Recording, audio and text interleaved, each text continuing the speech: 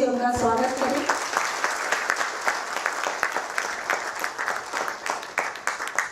मैं chief guest और सभी से अनुरोध करूंगी कि अपना अपना स्थान ग्रहण करें।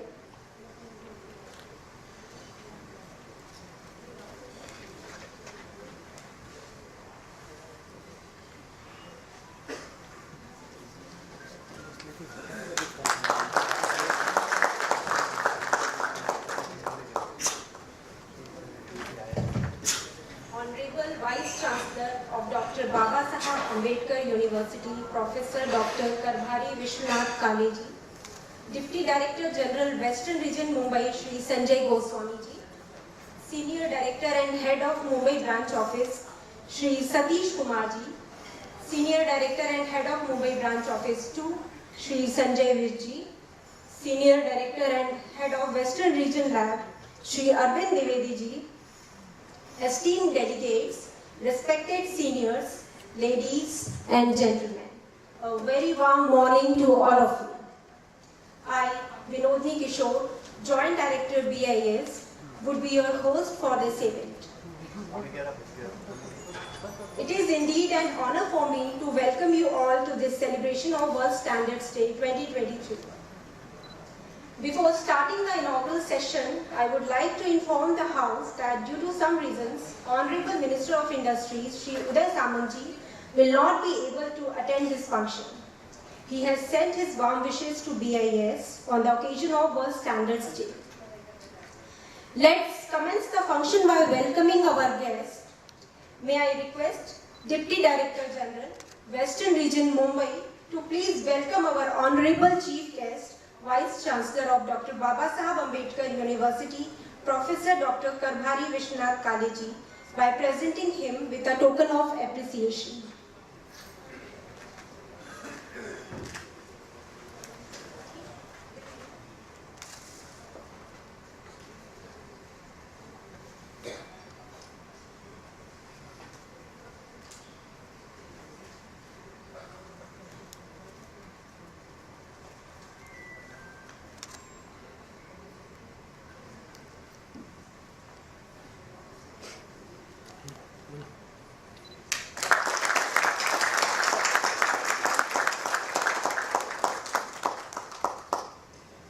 Thank you, sir, for being with us. We are delighted to have you with us today.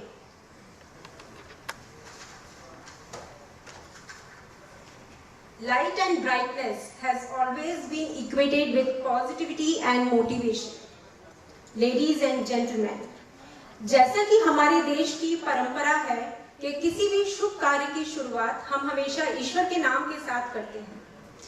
जी हाँ, ladies and gentlemen, before we begin with any auspicious, we always light the auspicious lamp.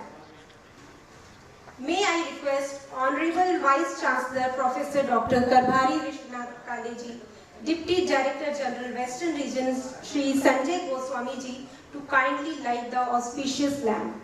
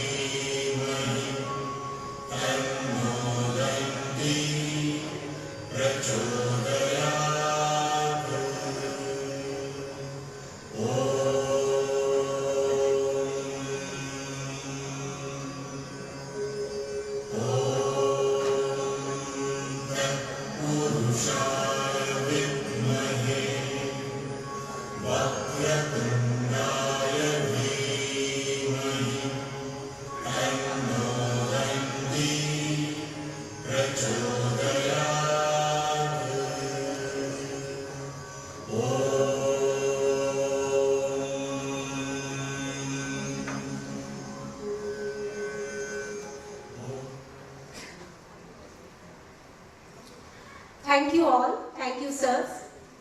As we all know that 14th October is celebrated as World Standards Day every year, all around the world, to pay tribute to the standard engineers worldwide.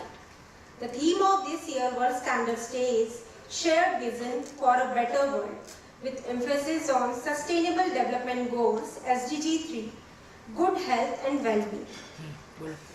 To start the function, I would like to request Deputy Director General Western Region Shri Sanjay Goswami ji to kindly deliver the welcome address.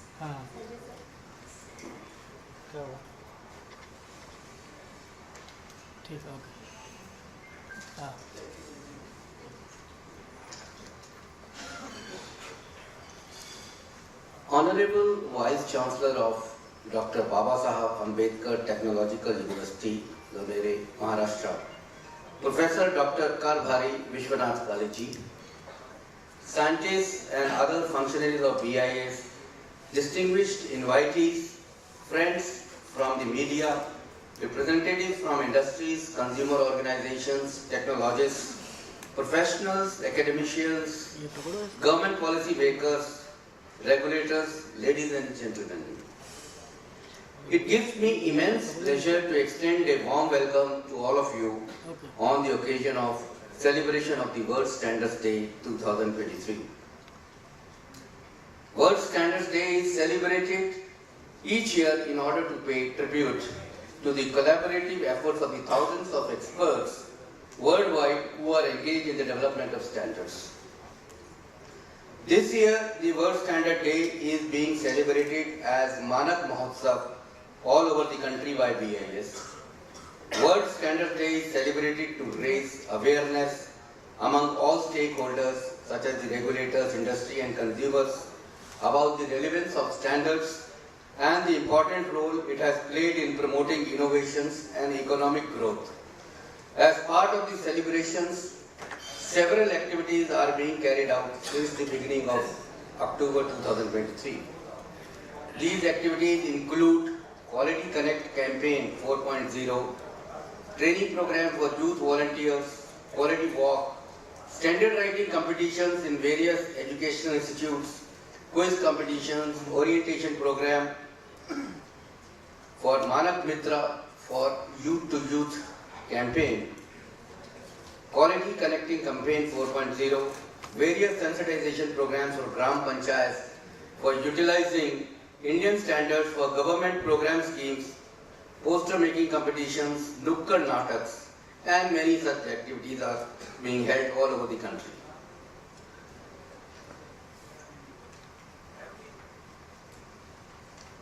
Now these programs are being done for spreading awareness about Indian standards, their use and importance, through which the consumer is being made aware and sensitized about standardization and various schemes and activities of BIS. The programs such as the Youth to Youth Connect, competitions on standardization, etc.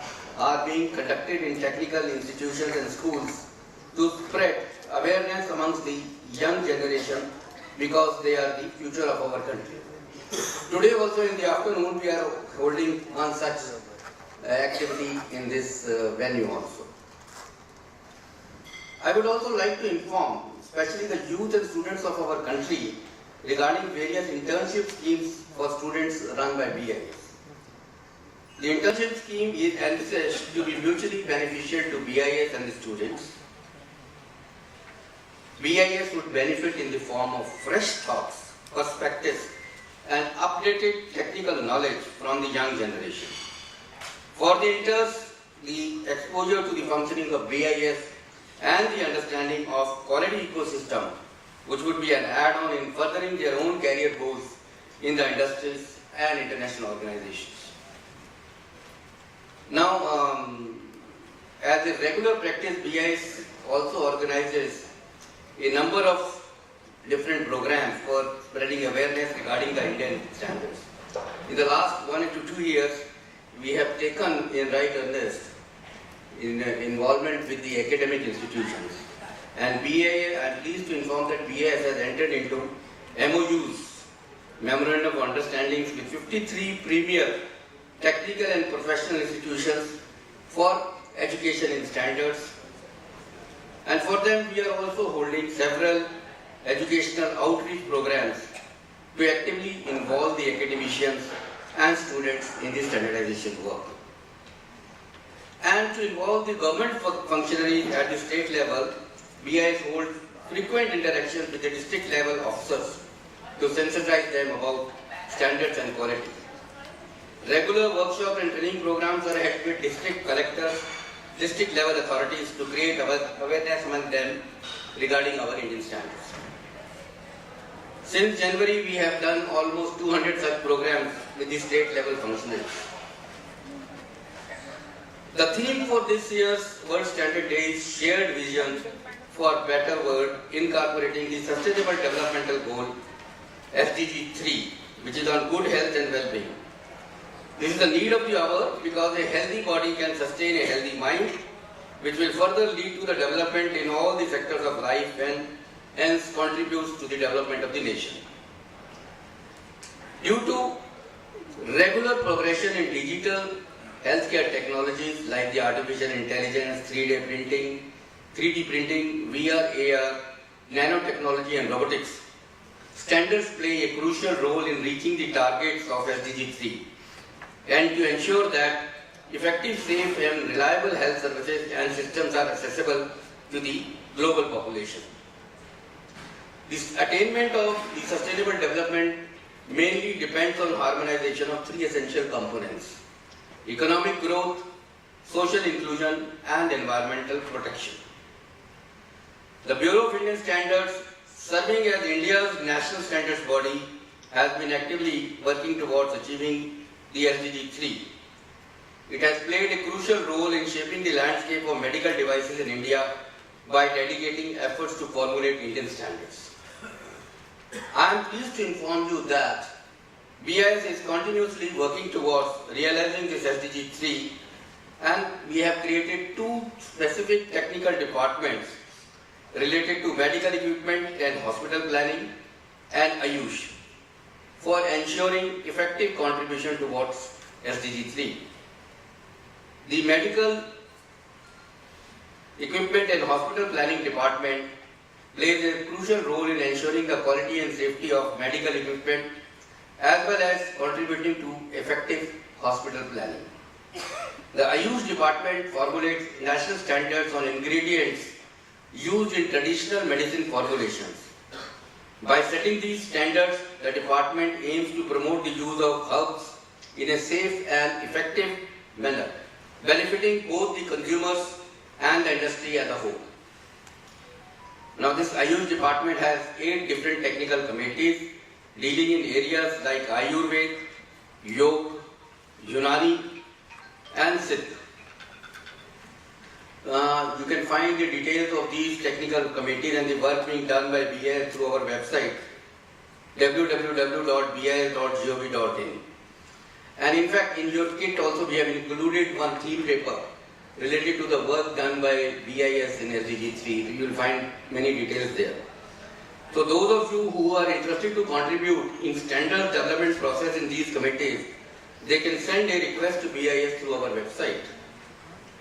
I also take this opportunity to inform that over 1500 comprehensive standards have been developed by BIS for medical devices used in general surgery, orthopedics, gynecology, cardiovascular, neurosurgery, dentistry, anesthesia, diagnostic imaging, radiotherapy, anatomy, forensic sciences, in vitro diagnostics, veterinary science, and many more. Additionally, published Indian standards are also available to assistive devices, hospital and medical laboratory planning, health informatics, and related fields as well as standards related to providing services in health and well-being sectors.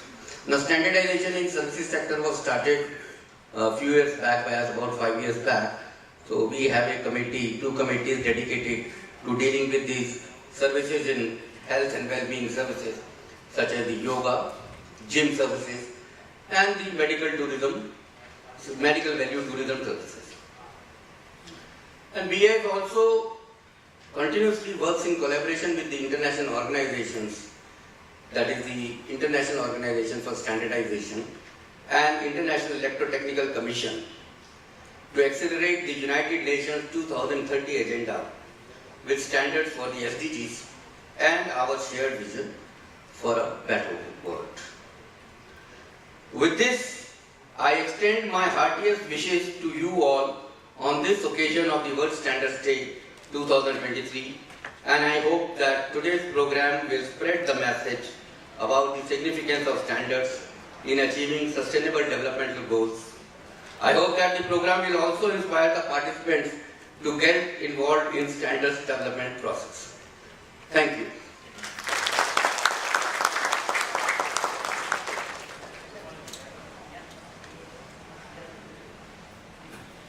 Thank you, sir. Thank you for a very informative speech. So before moving forward, I would like to request to play Manak Geet in regional language. Then we will start the function as per the program. Okay?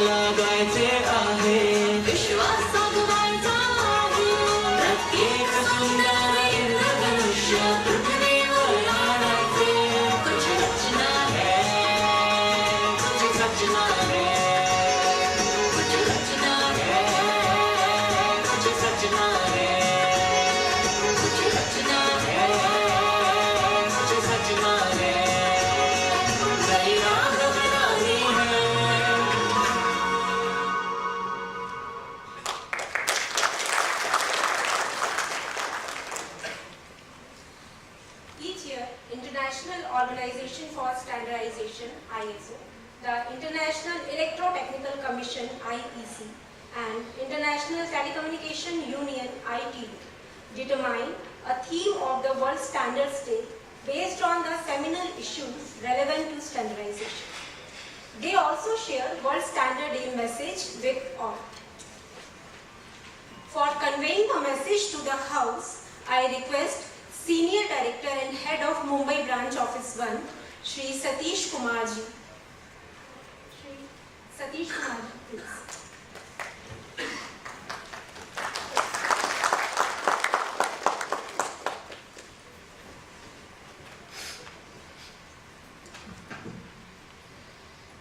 Honorable Professor Dr. Karvari Vishwanath College, Vice Chancellor, Dr. Babasaheb Ambedkar Technological University, Nane, Shri Sanjay Goswami ji, Deputy Director General Western Region, BIS, Shri Sanjay Vijay, Head Mumbai Branch Office 2,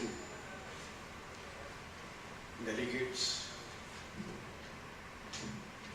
ladies and gentlemen.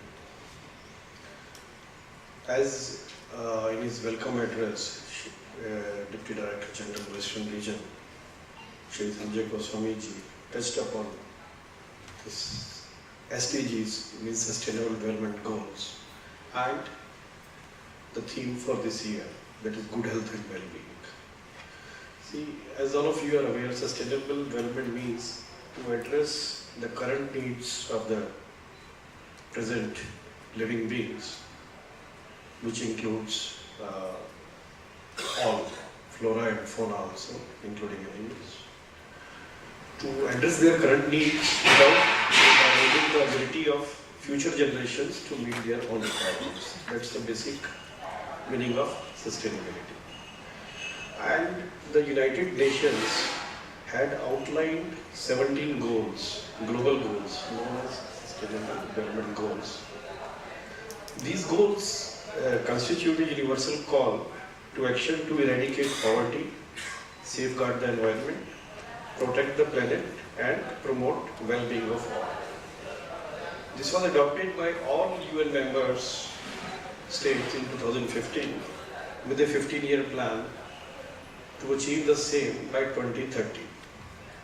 So, as all of you may be aware of that, ISO, International Organization for Standardization, IEC and ITU, celebrates World Standards Day every year on 14th October, and they used to come out with a theme for each World Standard Day. So in 2021, the decision was taken by all the three bodies that henceforth to 2030, their main theme will remain as a sustainable development goal, and out of that 17 goals, they pick up one goal which is to be addressed proactively during the year. So this year, as pointed out by Shri Sanjay Goswami, that goal is good health and well-being. And he has already briefed you about the activities being done by DIS in this regard. So when we talk of formulation of standards and all, the main aspect there remains is the conformity assessment also, because without conformity assessment, assessing that the standards which have been formulated by the technical committee, whether the things are going as per plans or not, that's what conformity assessment, and DIS is providing a very robust conformity assessment schemes through various schemes. So this was in brief about, I just wanted to tell the audience about this theme for this current year. And now the message which we have received from ISO President Ulrika Franke, IEC President Joe Cox, and ITU Director Cesar Honig is as I read out. Okay. Access to quality health care is a human right and essential to sustainable development. SDG 3 aims to ensure healthy lives and promote well-being for all at all ages. International standards and conformity assessment play a crucial role in reaching the targets of SDG 3. They provide a global framework that facilitates adoption of digital health technologies, research and development, manufacturing and maintenance of healthcare devices and systems, ensuring that effective, safe and reliable medical devices, health services and systems are accessible to a broad swath of the global population. They also provide the basis for effective policy making and regulation that encourages collaboration in view of improving healthcare outcomes. As digital health technology develops, IEC, ISO and ITU standards help ensure that systems are secure and the privacy of patients is protected. We stand united to work together to accelerate the United Nations 2030 agenda with standards for SDGs and our shared vision for a better world. Thank you.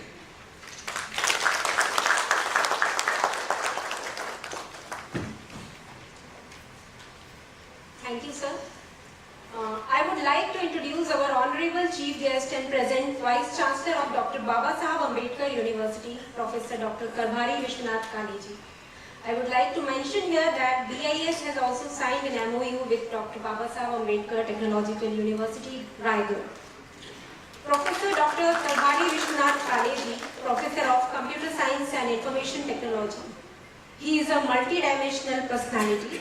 Professor Kale has served on various state level committees and He is a fellow member of several international and national organizations.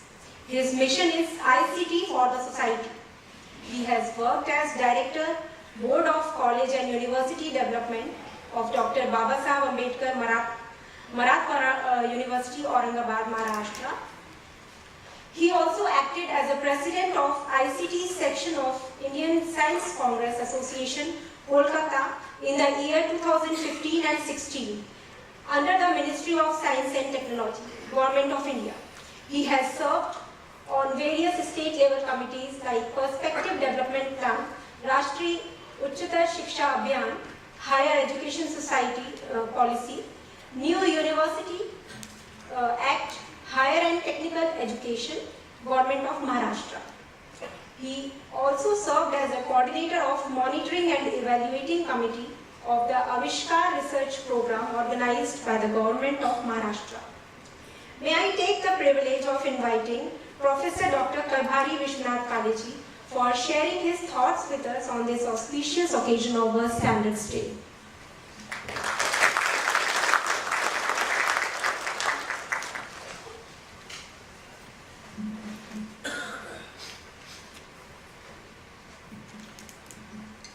Namaskar. Good morning. Let me take this opportunity to thank Bureau of Indian Standard, Government of India, that they have chosen and going to conduct and celebrate the World Standard Day on 14th August 2023 in the August gathering. So congratulate and give a big round of applause to the all authority of the dignitaries on the dais, Deputy General Director Sanjay Ji Goswami Ji and their colleague Satyaji Kumar and Sanjay Ji. The distinguished participants, fellow members, invited speaker, industrialist organizers, the CEOs and engineers, scientists, and some of the academicians, my media friends, ladies and gentlemen. This gives me an immense pleasure, and I again thank to the authority of the VIS that they chosen me for this particular function and placed in front of you to speak something about the standardizations and the what we can say, the global need of the era of today. So thanks again. I also thank my university officers, professors, those who are already involved since from long with this particular organization, and for being conducted so many various standardization process and research altogether as a contribution to the nation, ultimately as a whole. Very well spoken by the earlier speaker, Sanjay Ji and Satish Ji. And the theme that they had chosen very appropriately, that means by the world and the nation, that is the standard for sustainable development and goals. At the childhood level, I was born and brought up in a village, and right from beginning, from my childhood age, I always ask. And in mathematics, I learned the MPS systems, CGS systems, various parametric measuring system. And naturally the question arises, why these are supposed to be called? The people say that 1 liter of water. Then another one say that 1 kilo of water. Another say that 1 kilometer of road. And little bit confusion in the childhood mind, why this is to be? And naturally the question arises, that are some of the...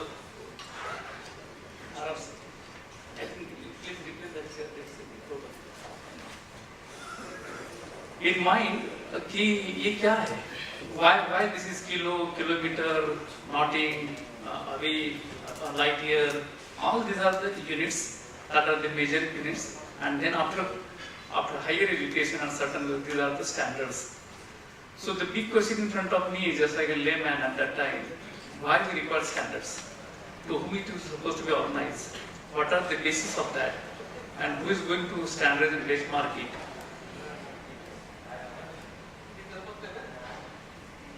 These are the big questions every layman person can ask. And then the government authority at the state, at the national and at international level, taking this particular concept in mind to set up this particular standardization to avoid the confusion, to measure and map the quality contributions, and to standard the process from the manufacturing and development of the product. That product may be a classical product, that product may be a what can say generic product, that product may be a software product, that product may be any number of type of products. We require the standards. To avoid the confusion, more clarity, more quality, more conciseness, more prospectiveness, and benchmark to set the perspective for the development. So ultimately the goal is that to develop. What to develop, why to develop, how to develop, to whom particularly develop, naturally the simple call come in our mind for the betterment of the humankind. And we are always work all together, either academicians, either researchers, or the government, or the people, for the benefit of the human being. We as a human being survival on the planet of the earth, for the betterment of the human, by the human, for the human. And that's why the product for requirement of everybody's life is very important, and to standardize this particular type of product quality assurance and measures and its sustainability and robustness is very important. And I think the standardization plays a very important role, and that's why the government of India and the whole organizations also put forward to make the standards more robust, more clear, more transparent, so that a layman can easily understand the constant and constitutional composition of the standards very effectively in terms of any type of product, maybe chemical, maybe biological, maybe health, maybe agriculture, maybe biological, any terms of product, generic product and all that requires specific standard. Going to this, there are so many revolutions happen since from the beginning to the end, last of the century to the century. At the beginning we have the wheel, and the development of the wheel, we are working on the wheel, and world was around the globe, and now in the 21st last quarter of the century, there is the world of communication and information technology, and that we are in the 5G technology. There are various technology, as we can say, agriculture revolution, industrial revolutions, then what we can say, technological revolution. And each revolution consists of the consciousness of the product and productivity and materials and materialistic views in terms of providing the humankind and human natures and human values better and better. There we require the standards and standard development. And it has been also specified well, and I'm happy that the World Organization, the standards has been specified the goals. We as a human being are always fighting for the development. So development of what? Tearing the nature, disturbing the humankind, disturbing the social cause, and achieving the development that is not a development. So development is a sustainable development. And it again a myth. I can say this is the sustainable development. Tearing the mountain and entering the ropeway or entering in the road or disturbing nature. Now it is not a suppose call. The environmental crisis and disease that happens naturally, very seriously in the entire world, in the entire globe, because of the uncertainty happens, because of the unethical way that we are going to process. I say this is the progress, but nature says this is not a progress. So you should not supposed to disturb the nature. If nature gets disturbed, definitely one day by a far minor composition, they will disturb you, they will spoil you, and everybody is observed now day to day. And that's not a development. Development achieves without disturbing to the others. It may be nature, that may be human being, that may be society, that may be a country, that may be any organization. So achieving the development by means of pertaining and pursuing the values of the human being altogether, I think that will be the sustainable development. And the gadget, and the product, and the generic products, and the materials, any type of material, playing a very, very important and crucial role to product the productivity of the good sustainable product for the betterment of life. And if you are going to achieve that, we require some fundamental parameters. And if you do this, that are the standards which will help you for the sustainable development altogether. We can bridge the bridges. We can build the high power of the building. We can construct electronic gadget. We can construct the fertilizer. We can develop the genesis and different type of medicines. We can conceal all type of material foods and beverages for the betterment of life. We require some specific measure in different type of industry and different productivity. And according to this, from the ancient era to current era, the universal goals as an approaches and considered by the organization, world organization, that is the Sustainable Development Goals. That goals has been in front of you. I will just take a minute to go it through. So no poverty. Poverty is a bigger question. So how to resolve the poverty issues by means of the food, by means of the security, by means of the shelter. What are the product, sustainable product and robust product that we are going to produce from the different industry? That is one challenge. And to set this appropriately, you require some sustainability, you require some specific parameter, you require some specific measure, and you require some specific standard. When we say the standard, in our Indian culture, we can say Vasudhaiva Kutumbakam. We are not going to think just for me as in Mumbai or for Ahmedabad or Maharashtra or for Bharat. We as in our culture, Vishwashi Majika. And then we think for the whole community of the world. And that's why no poverty is supposed to be remain, not only in my state and country, in the whole universe. So what will be the standard specific measure and product that we would like to? Different environment require the different constraint and composition for the betterment of the human being. And the thing is for that, how can reduce the poverty? There should not be a poverty. What are the various measures by the various government and authority and organizations should supposed to take place? Then zero hunger. The food is very important. And because the urbanization and development and the crisis that happens, there is no land available. In my childhood, I go to my village, I have field, I have some particular field of the, what we can say, grains. But today I cannot observe that and get frustrated. And this rapid action has been continuously going on. If you see the Pune and Mumbai, there is no landscape vacuum. Earlier it was coming from Pune to Mumbai, there is a mountain, there is a river, there is a plant, there is a forest, and today it is completely packed. Vertical and horizontally, it is completely packed. And to see that, there is no space. My point here is that there is no space for the cultivations of the agriculture and fruits available. And one has to take this particular serious cause in again.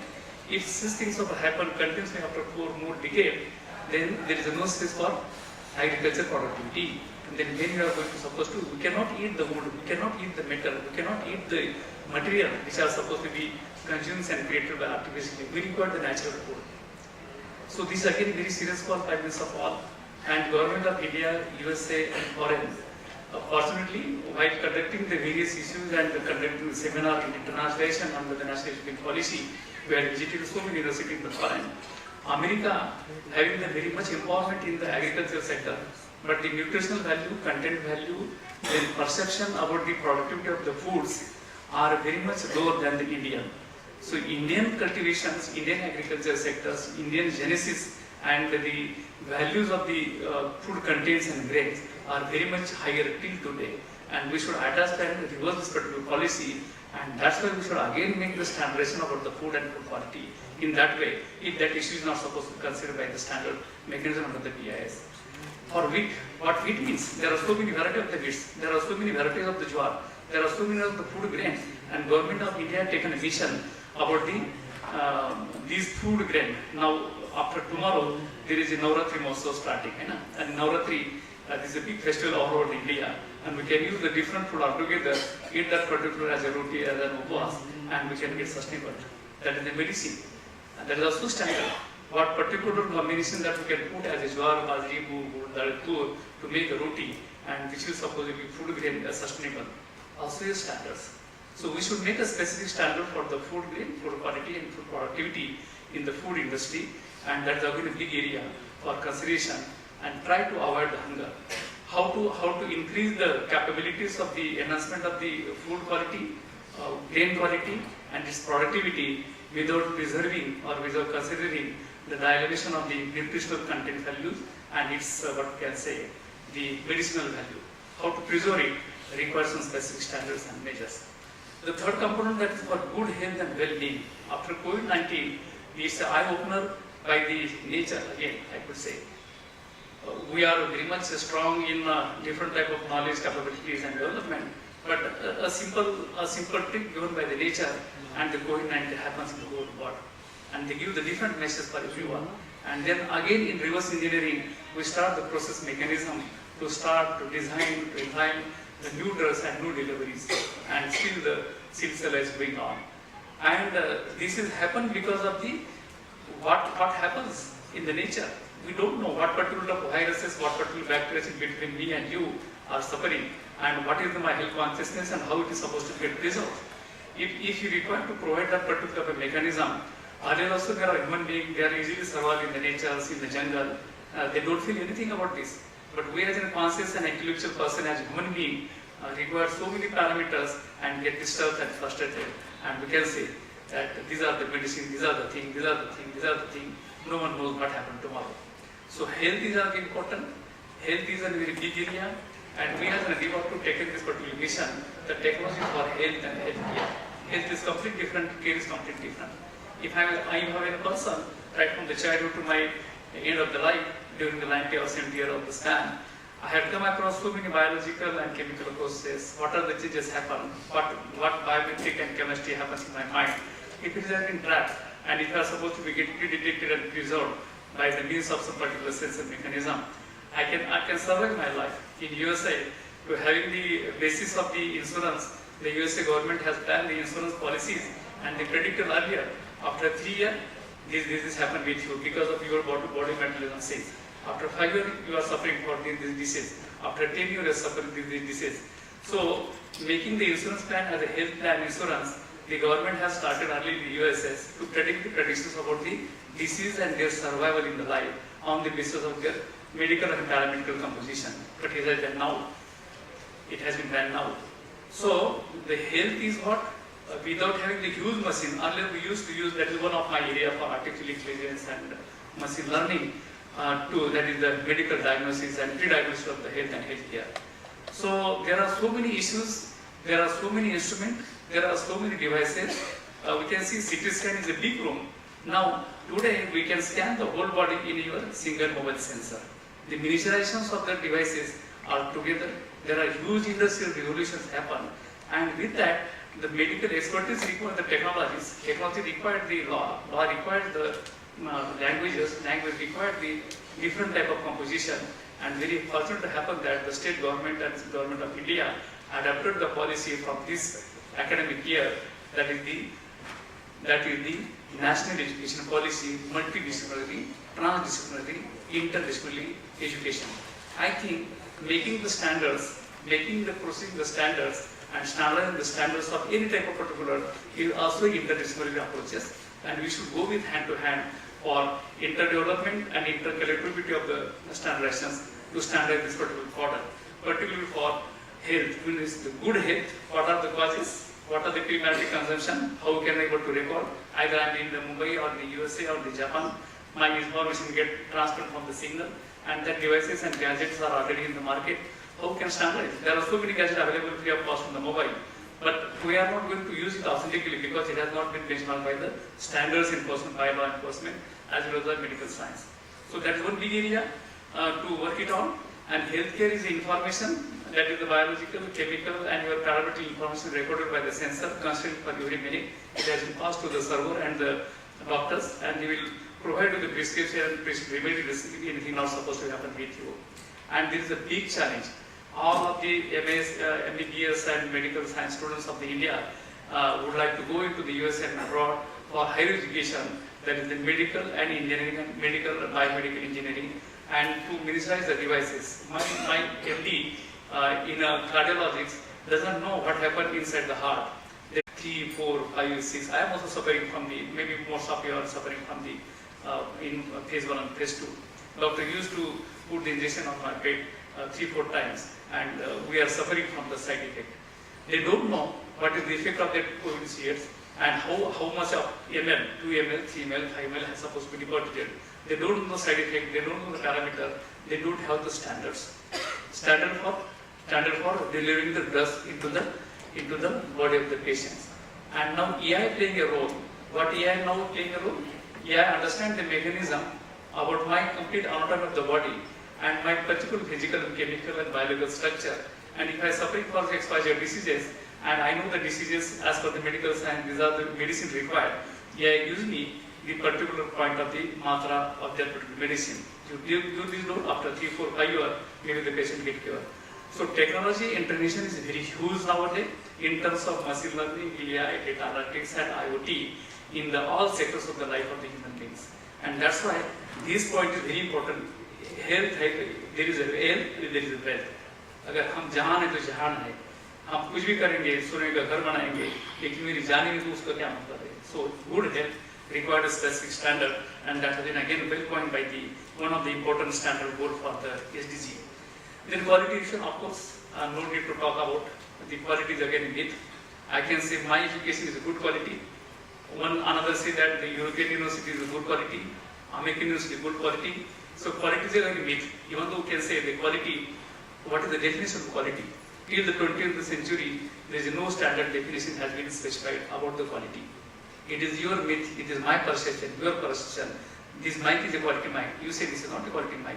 I say lily flower is a good quality flower. You say I don't like lily flower. I like the rose gold flower. So this is the subject issue, and quality is always subject issue as my personal opinion. And that's why you should again standardize the parameter of the standards about the quality in terms of all different type of mechanism and parameters while we are going to branching the standards of the quality. So health quality, health consciousness and good quality, maybe technologies and your industries given the different type of parameters about the good health and well-being.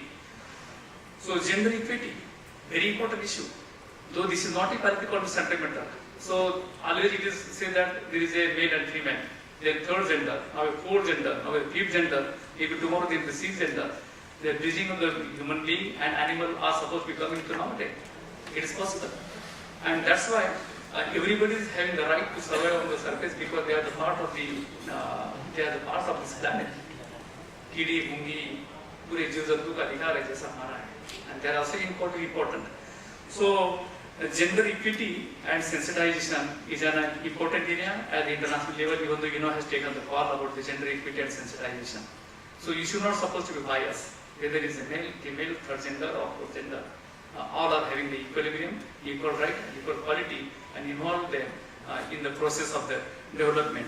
So to make some specific standards about the quality of the gender equity in terms of their survival and benefits and qualities is also part. And thanks to the standard making mechanism, they have considered this as one of the important goals of the gender equity.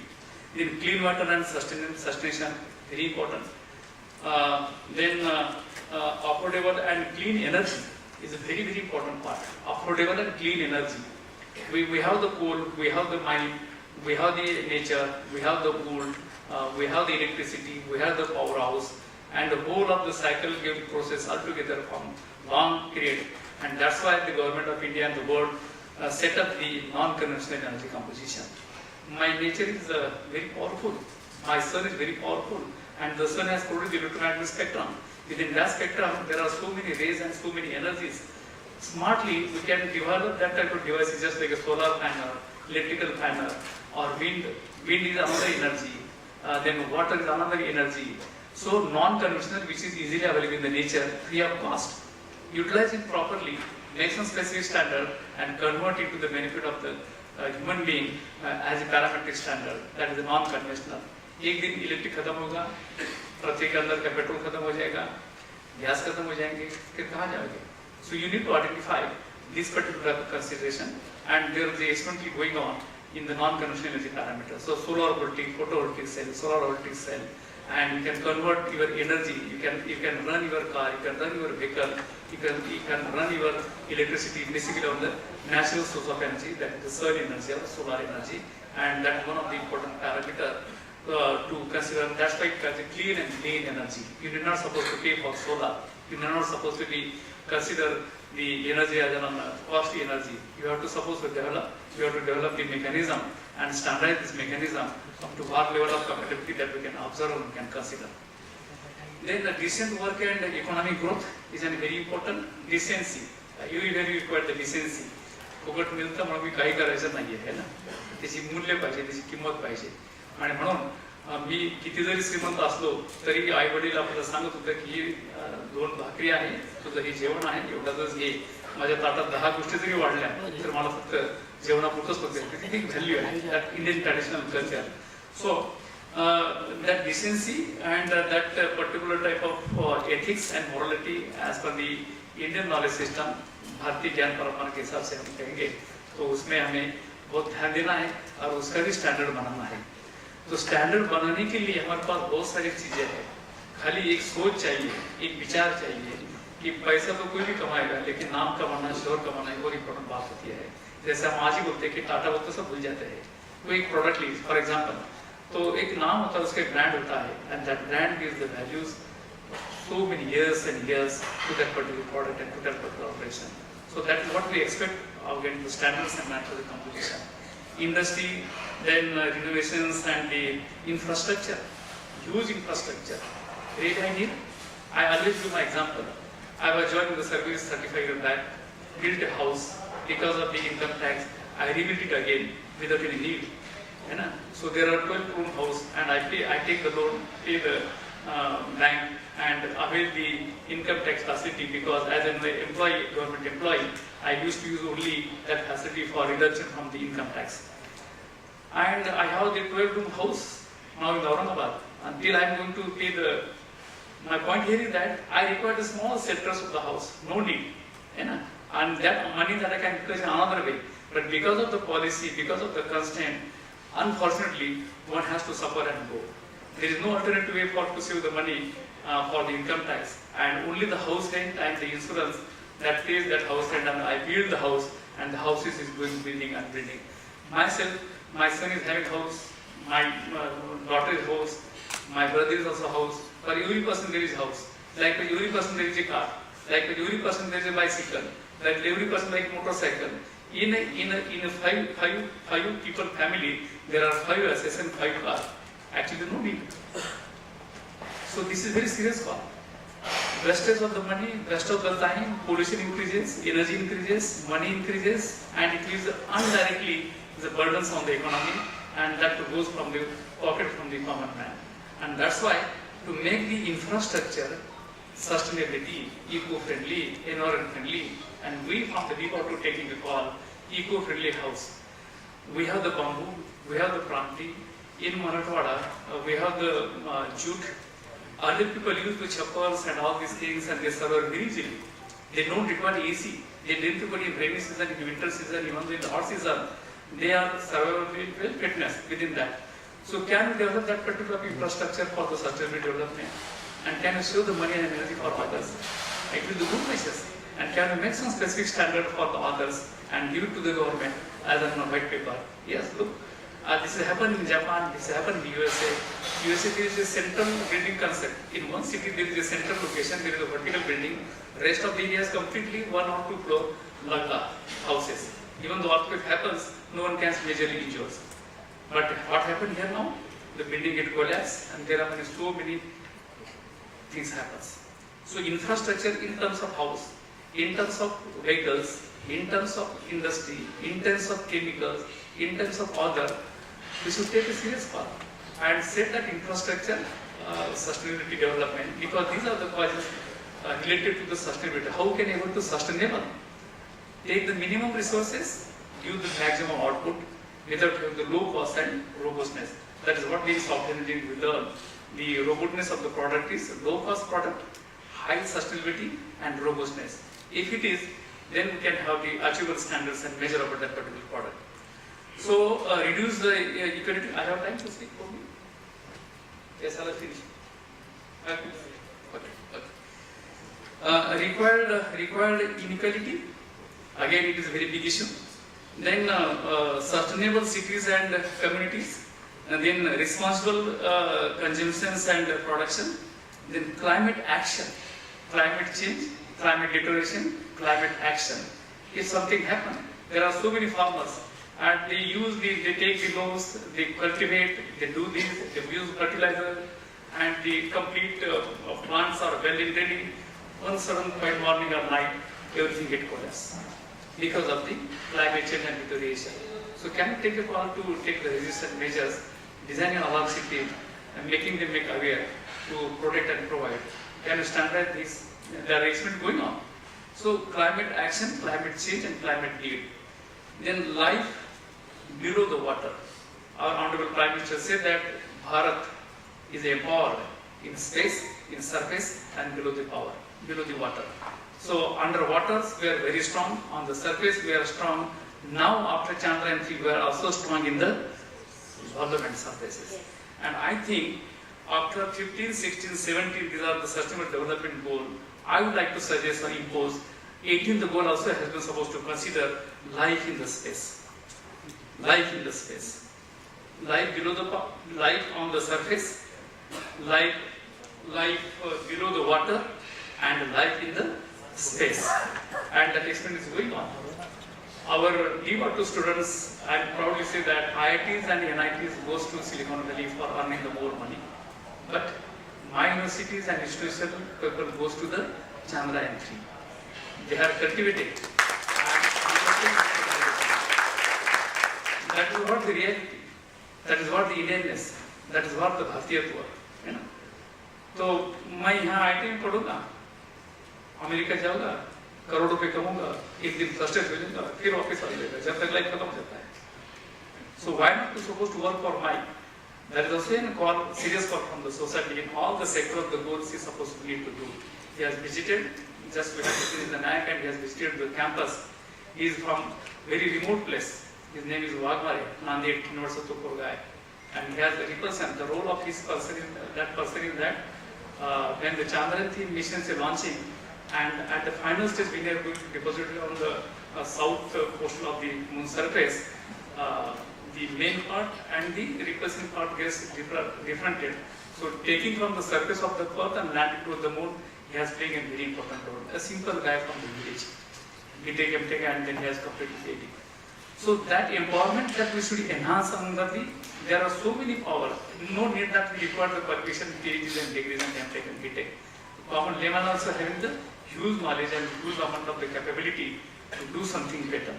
कि पूरी industry में जैसे कि टाटा कहेंगे हम क्या पूरे लोग कहेंगे आपके पास ज़्यादा हिस्ट्री मेरे से कि जो दुनिया में उन्होंने बहुत अच्छे काम किए वो पूरे के ऑक्सफोर्ड में नहीं पढ़े, कोई दिल्ली IIT में नहीं पढ़े. They are also common man, but their thinking and attitude toward the life is a different way to making this particular standardization, and that's why one has to take this particular call in very seriously. And the peace, justice, and strong institution, no doubt. We should adhere the policy, we should adhere the constitution, we should adhere the law, we should adhere and respect each other to maintain the peace, to maintain the harmony among the society. Otherwise, you have to develop the sustainable development, good, but once upon a morning, just like happened yesterday, everybody knows and get collapsed completely. Huge loss of the society. We don't say whether it is a Pakistan or whether it is Afghanistan, but it's a loss of society, it's a loss of the planet. And that's why we require the peace, harmony, and justice altogether to work.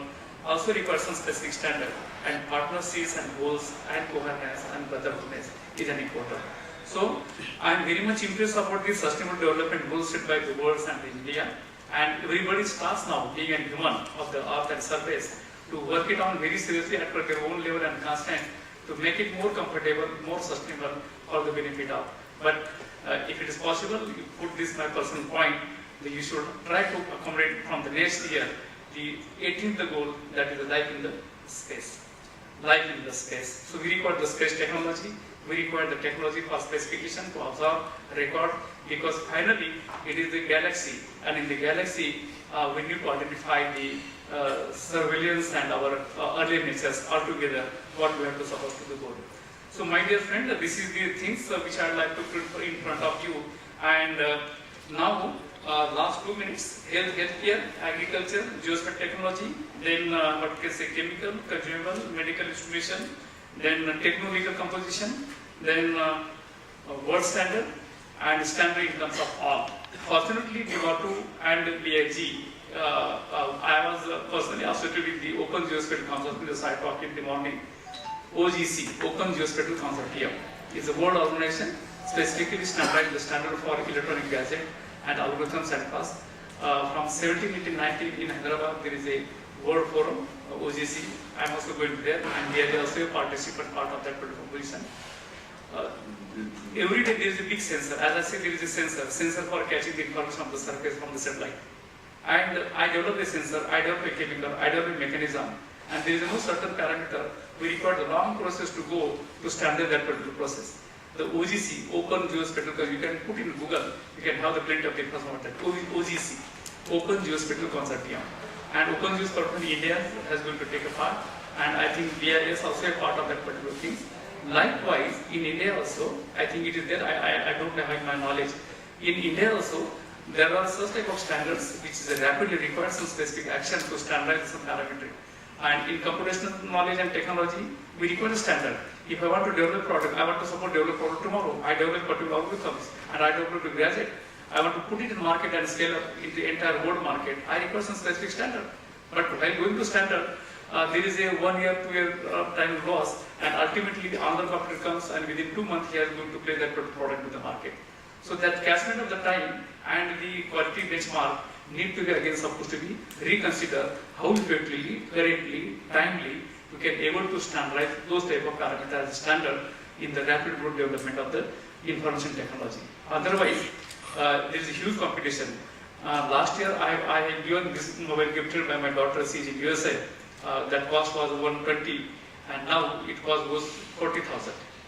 15 was coming to the market. And if I supposed to wait for another one, again this cost goes to 10, and it has been gadget published by the government of India. Every different gadget get offset after 5 years. So there is no value for the different gadget after 5 years. So point here is that there is a rapid development in terms of all hardware, software, gadget, electronics, even the chemical. We need to expedite this process very smartly, precisely, and accurately to catch up that particular standard and put into the market for the sustainable development into the consideration of the human being altogether. So these are the so many things. I am happy, and those who are supposed to be industry leader or stakeholder here, my university is a state technical university. You are always welcome. Come with us. We'll go hand to hand in all discipline. We are multidiscipline. Go where the technology. We can go with the medicine. We can go with the law. We can go with the languages. We can go with any particular part under the National Education Policy 2020. And we have adhered and adopted the policy to implement all the EG, PG program. We can start the testing laboratory. We can start the standardization laboratory. We can start the different type of laboratory. And my Professor Agrawal and team are working very seriously on it. And I make an appeal on this particular platform to please join hand to hand with the academic institution, and sustainable development we should achieve in that way for the growth of not only the nation, for the whole world. Vasudhaiva Kutumbakam. Thank you. Jai Hind.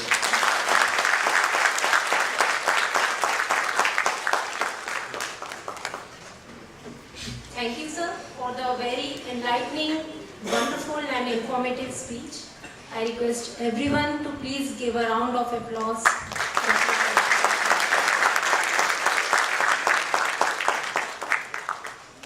I would now like to request Shri Manikandan K, Joint Director BIS, for sharing a short presentation on World Standards Day 2023 theme.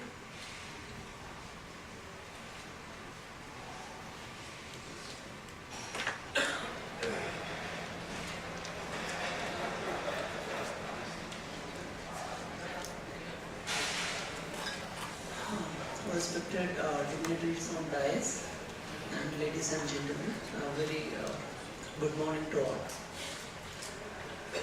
Okay, I am not an expert on sustainability to speak in detail about how standards are going to contribute to each and every goals.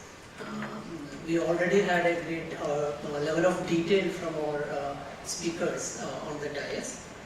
So I'll be giving a few thoughts about standards, how standards are contributing to various elements of sustainability.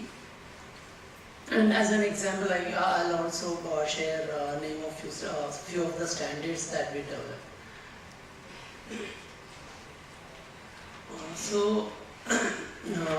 This is another way to look at all the sustainability development goals. By now, everyone must be aware there are 17 goals, 169 targets, and furthering to which lead to another 232 measurable indicators. And these all 17 goals lead to major 3 pillars of our existence, which are environment, society, and economy. And it's a when UN take this move towards achieving sustainability, it was a universal plan with the main objectives like ending poverty, protecting the planet, and ensuring prosperity for all. And this is another way to look at the 17 sustainability development goals. As we can say, it's a wedding cake model we can bifurcate this into 3 levels of sustainability. Sustainability of the environment, society and economy.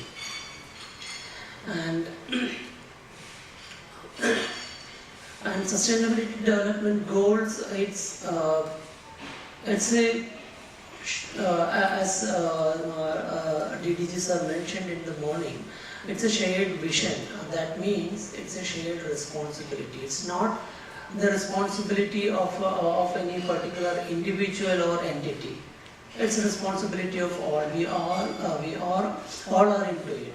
So it's the responsibility of government, enterprises, industry and individuals. And to be successful, there needs to be a lot of collaboration, and we need to agree upon so many things, and innovation is another element to be successful. And when it comes to standards, this is the standard definition of a standard.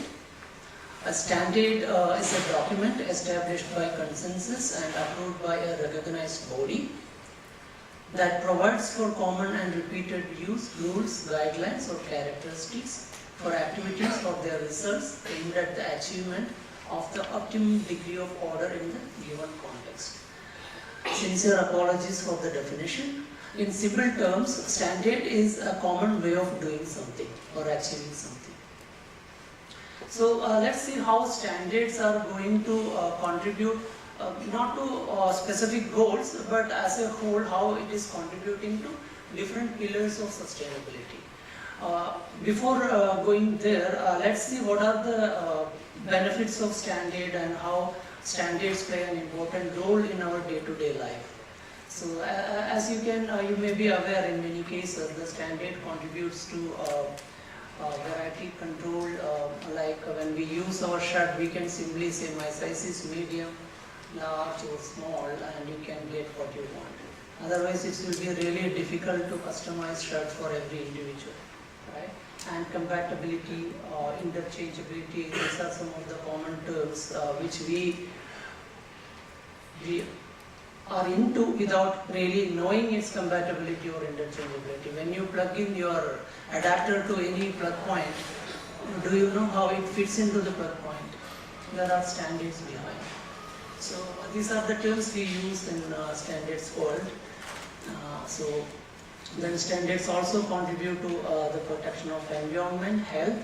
Our chief guest has already elaborated how it's going to contribute to health and protection of environment. And it is also a means of distributing technical knowledge. Standards are at different level. Maybe individual company level, they may be keeping their company standard, and but when it comes to at an industry level or national level, in a way the technical information is shared with large spectrum of users, right? And it also facilitates trades and consumer protection. There are so many other benefits which is listed here. And now let's see how standards contribute to the stakeholders. Earlier we said it's a shared vision and shared responsibility of government, industry and consumers, individuals. So standard can, when the government comes up with any policy or regulation, many times, standard is the best tool they can have to contain the technical information with conviction. Otherwise, when government formulates in a regulation, there are so many new technologies that are coming, like solar, PV or electric vehicles, or like mentioned in AI, a lot of technology. How a government formulates a regulation? It's very difficult. Usually the ministry, they constitute some working groups, they do some study. They have to do a lot of work. But when there is a standard, a framework which is established by a recognized body, for any government it's really easy to say, whatever is your application, product or service, comply with these standards, full stop. So that's the benefit of standards for governments. And of course for industry, standards help to provide them a strong framework where they can do their innovation and R&D activities in a safe manner. And for consumers, they get the feel of safety or the feel of quality they get from standards. These are some of the benefits for consumers, like provides guidelines, rules to ensure safer, healthier, more environmental friendly sound products and services, and products with improved quality and reliability, better operational compatibility between products and greater consistency, so and so. And our standards support the three pillars of sustainable development. As you can see, in terms of economy, standards promote economic sustainability by facilitating international trade, improving countries' national quality infrastructure, and supporting sustainable business practices. And when it comes to society, standard promotes social sustainability by helping countries and communities to improve the health and well-being of their citizens. And standard also contribute to environmental sustainability by helping business and countries manage their environmental impact. And when it comes to standard, these are different types of standard and at different levels. Like we know there is standard for packet drinking water, standard for plug or socket. These are called vertical standard or product specific standard. And this kind of standard has a very limited purpose, a set of purpose. It confines itself to that particular product and ensuring quality, safety or security of that particular product. And there are another type of standard which is system standard, which ensures deals with different parameters of a system. A system, it could be a home, it could be a city, it could be a complex device. And there are another set of standards are management system standards, and it gives a horizontal framework in terms of guiding principles and a model to work with, which can work at an enterprise level. So any enterprise can follow such management system standards to achieve quality or environmental sustainability. There are so many. So in the coming slide, I'll be talking about management systems, some of the prominent management system standards, how they contribute to these three pillars of sustainability. And there is another set of standards, IT. Our Chief Guest spoke in great detail about new emerging digital technologies and how they help the society. So I'll be covering that also in the coming slides. So standards contributing to environmental pillar layer. So these are some of the standards. ISO 9001, I hope everyone must be aware, quality management system. And there are management system standards for environmental management, and then energy management, ISO 50001, then asset management system, then water efficiency management system. These are some of the standards which contribute to the environmental aspects of sustainability. And these are the society aspects, social goals, poverty, hunger, good health and well-being, quality education, gender equality, clean energy and sustainable cities, peace and justice. And these are the management system standards contributing to that pillar. As you can see, there are anti-bribery management system, guidance on social responsibility, ISO 26000, and educational organizations management system, knowledge management systems, and food safety management system. These are some of the important standards. And when it comes to economy, then these are the goals: decent work and economic growth, industrial innovation, reduce inequality, responsible consumption and production, and partnership. And these are some of the management systems. There is ISO 41001, facility management system. Then framework for sustainable finance, ISO 32210. Innovation management, ISO 56002. Then sustainable procurement.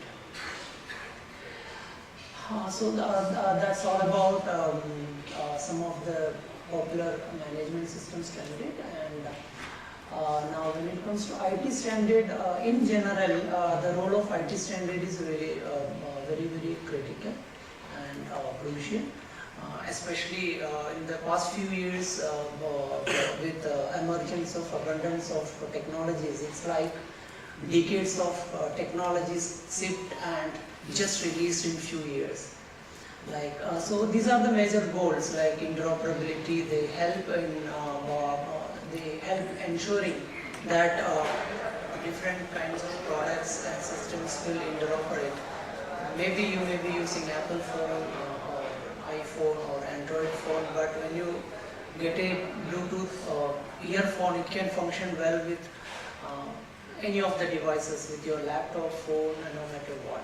So these are the aspects which ensures that interoperability and information is exchanged. And even in IT world, it's, for any IT connected system, it's important to ensure safety, security, because in the recent past there is emergence of compelling technologies like IoT, AI, machine learning.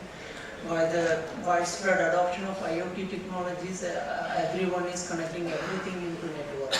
Even the single sensor in your fish tank to monitor the quality of water in the fish tank, it is connected to sensor. And these are the devices which we usually these are kept ignored. Maybe every government is implanting sensors to monitor environmental air quality, and these devices are usually kept in the street and it is not attended at all. So these are the entry points for a bad guy into the system, and that's why security is very important. And it also addresses privacy related issues, and it provides a lot of framework where innovation can flourish. And the standards in terms of IT, it also provides a lot of guidelines and best practices for any industry to adopt. And when it comes to SDG, these days everything is connected or looped into the IT world. So it's all these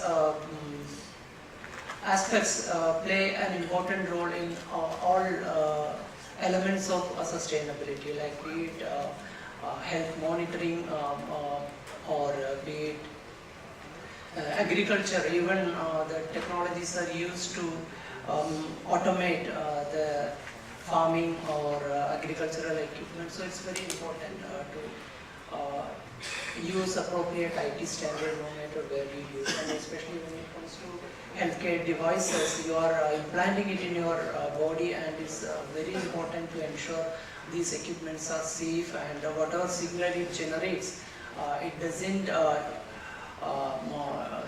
sir mentioned about EMI and EMC, electromagnetic interference and compatibility. It's very important to ensure these parameters are managed as per the prescribed norms, so that we can say whatever implant is installed in me is safe. So I think this is already mentioned in detail by DDG sir. So I will just read through it, skip maybe one or two of the slide. SDG 3 stands for ensuring healthy lives and to promote well-being of all. And it has 13 targets and subsequent indicators. And the major targets aimed to be achieved by SDG 3 are given here: to reduce maternal and child mortality, combating major diseases and providing access to essential health services, to prevent needless suffering from preventable diseases and premature death, emphasize on universal health coverage, seeks to ensure that everyone can access the quality health services without facing financial hardship, and provide access to all to safe, effective, quality and affordable medicines and vaccines. And the role of standards here is to provide a consistent and global framework to facilitate adoption of digital technologies, research and development, manufacturing and maintenance of healthcare devices and systems. And these are the major roles played by standards to support SDG 3. It provides quality assurance in various health devices, medical devices and healthcare systems that we use, and it ensures interoperability of healthcare systems, and the standardization in the medical devices ensures the safety and quality of medical devices that we use, and data standardization standards like HL7 and EHR. There are a series of standards on electronic health records. They really facilitate the health-related information with different healthcare practitioners. So you keep it once, you can use it wherever you want to. And it also promotes global collaboration and best practices. And there are a couple of standards on capacity building and training. And these are some of the standards that is developed by BIS in this area, but these are very few. As mentioned by our DDG sir in the morning, there are around 1500 standards on medical devices and hospital planning in this arena by BIS. And these are some of the standards. And this is also, I think, mentioned by sir. We have two departments to deal with standardization in this area. One is medical equipment and hospital planning department, and Ayush department started in BIS very recently.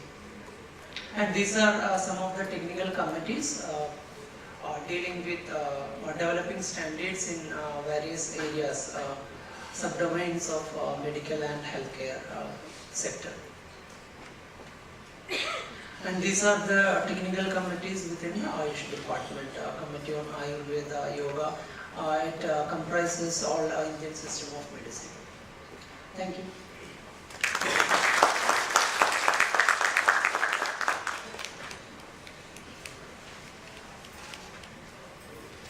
Thank you, sir, for the very informative and wonderful presentation.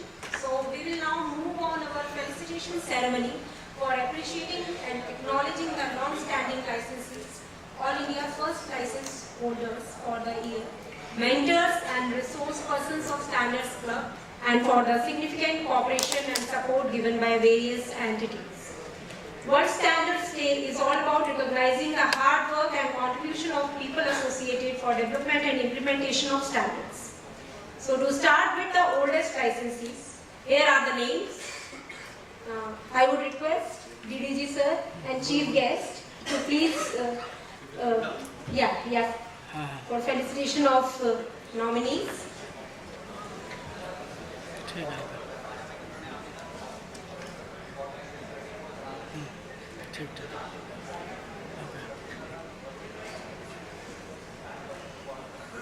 So, Messrs. HIL India Limited for specification for Malaysian Technical, we appreciate their association with BIS for the last 43 years.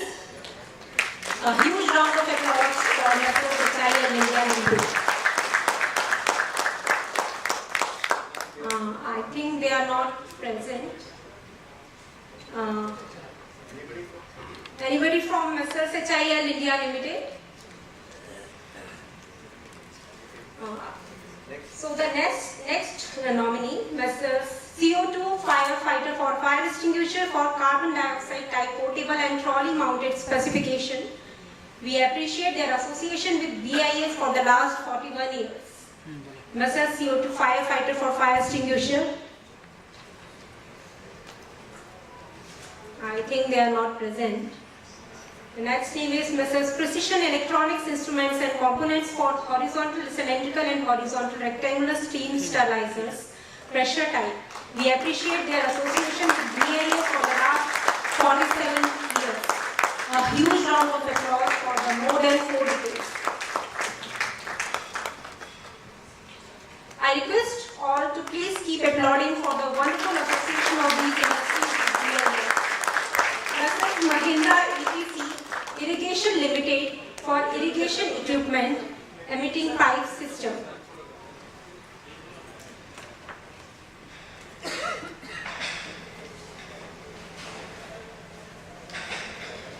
Messrs. Mahindra EPC Irrigation Limited for irrigation equipment emitting pipe system. We appreciate their association with BIS for the last 46 years. Messrs. Mahavir Hallmarking Center Private Limited.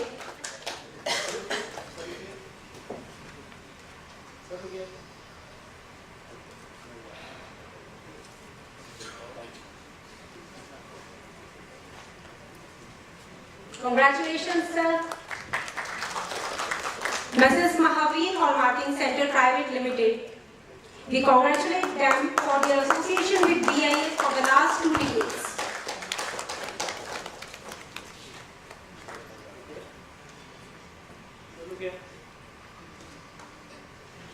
Thank you, sir. Messrs. Mahalakshmi Hallmarking Center, a huge round of applause for their long association with BIS since 19 years.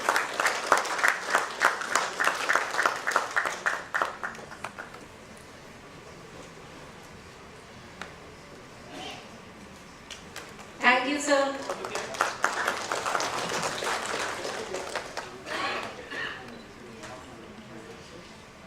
Messrs. International Hallmark and Assay Private Limited. They are associated with BIS since 15 years. A huge round of applause for International Hallmark and Assay Private Limited.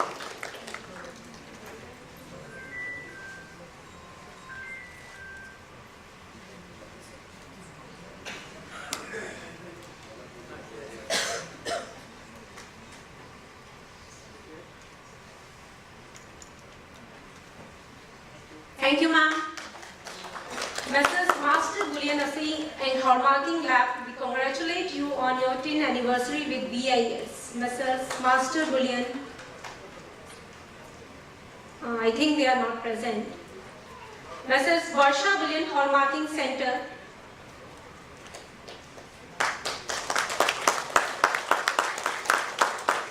We congratulate them for their association with BIS for the last 2 decades. Congratulations, sir.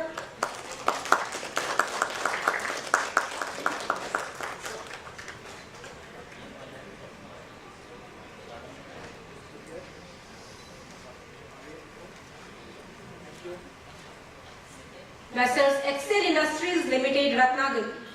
They are the manufacturer of pesticides and other agrochemical products. Congratulations to you for completing this wonderful journey of 28 years with BIS.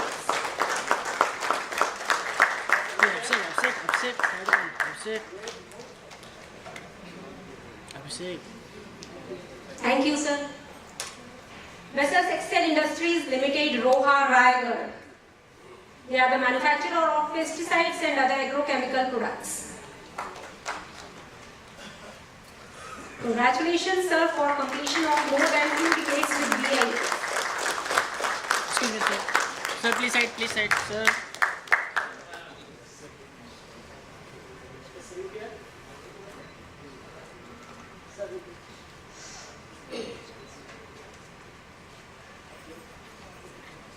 Thank you, sir. Messrs. Shri Digvijay Cement Company Limited, Jamnagar. They are the manufacturer of cement and have association with BIS since 27 years.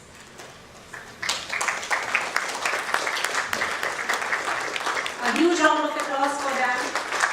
It's more than 2 decades.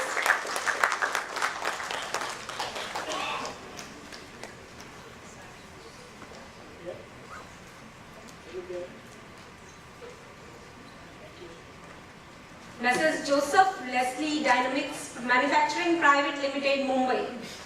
They are the manufacturer of respiratory protective device and have association with BIS since 23 years.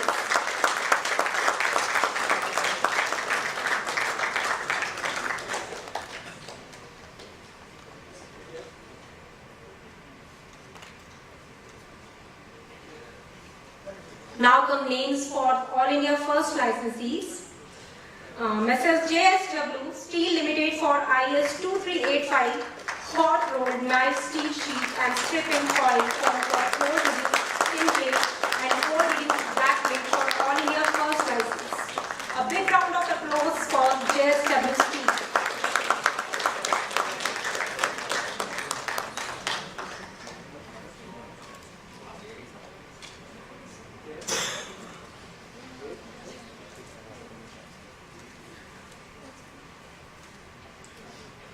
Thank you, JSW Steel.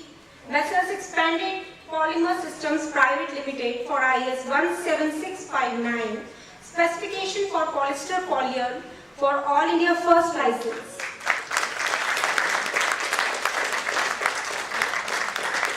Big round of applause for them.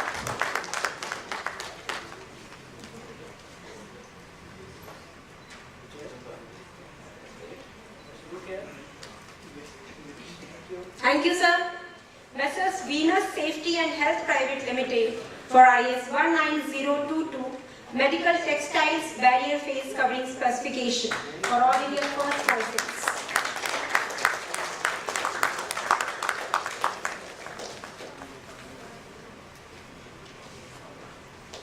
Thank you, sir.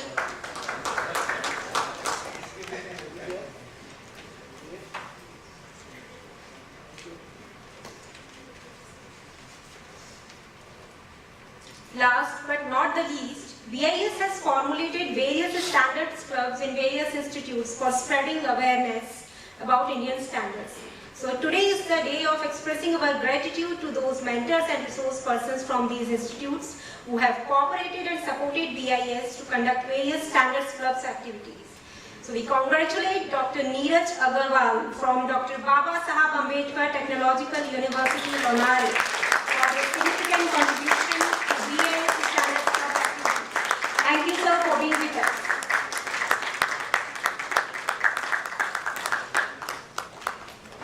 Next,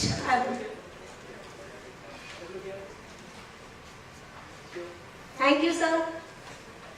Next, I would like to call upon stage Dr. Ravi Prakash from KC College of Engineering and Management Studies and Research. Dr. Ravi Prakash.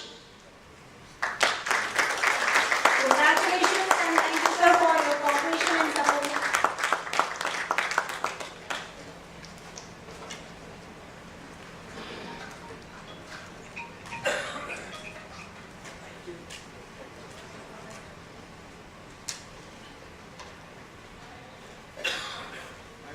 Shri Vaibhav Krishna Bhagat Pillai, HOC College of Engineering and Technology.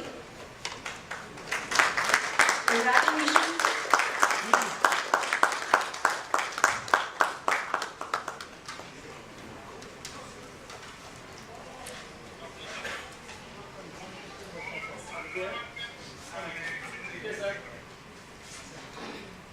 Thank you, sir, for your support and cooperation. Dr. Norma Rebello, St. John Institute of Pharmacy and Research.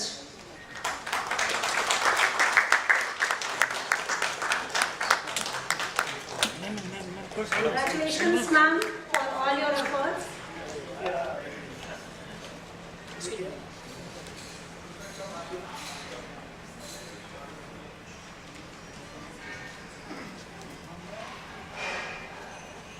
Thank you, ma'am.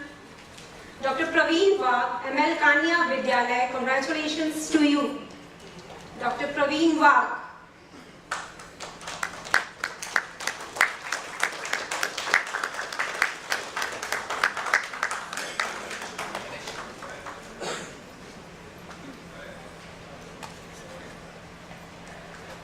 Sir, excuse me, sir, side please.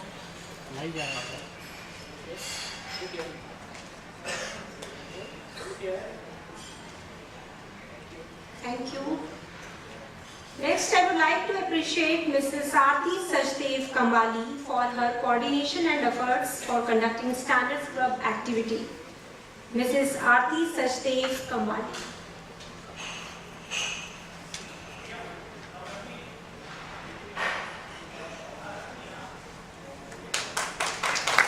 A huge round of applause for Mrs. Aarti Sajdev Kambali.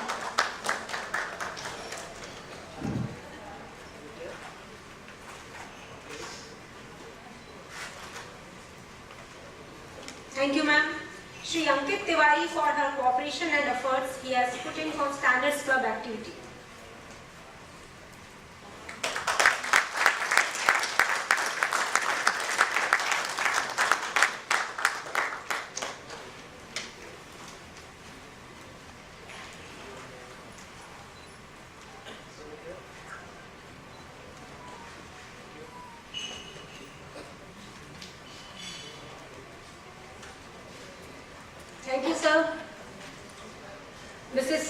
Sachin Nagare from NGO Abhishek Samajik Seva Sansthan. Mrs. Sunita Sachin Nagare. We congratulate you for your efforts and hard work.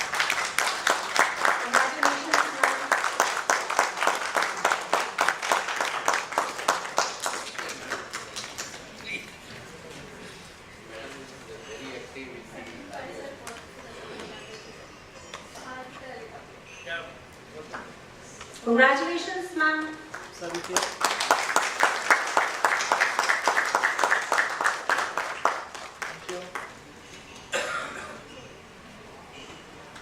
Shri Om Kasar Engineer Ring Aqua Plus. Shri Om Kasar.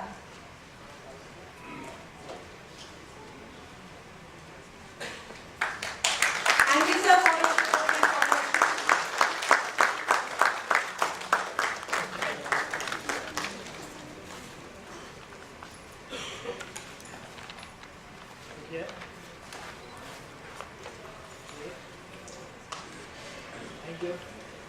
Messrs. Super Technofab Private Limited. Anybody from Messrs. Super Technofab Private Limited? Congratulations for your cooperation and support for conducting BIS Standards Club activity.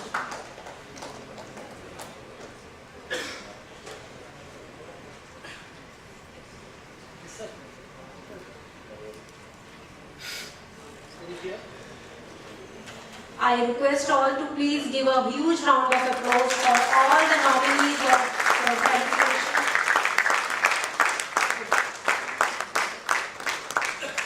I congratulate to all who have won the felicitations. Kudos to the wonderful work done by all of them. Now, moving towards to the technical part of this event, without taking more time, I would request our speaker and guest, Shri Sanjay Gawane ji. He is the Senior General Manager and Head. All them on the stage. Yeah, okay. I request all the speakers to please have seat on the stage. Mr. Sanjay Gawane ji, Shri Nand Kumar Namdev Gaurav ji, Shri Chetan Bhandari ji, Mr. Josh Jacob Kalarkar ji. I request all of you to please have a seat on the stage.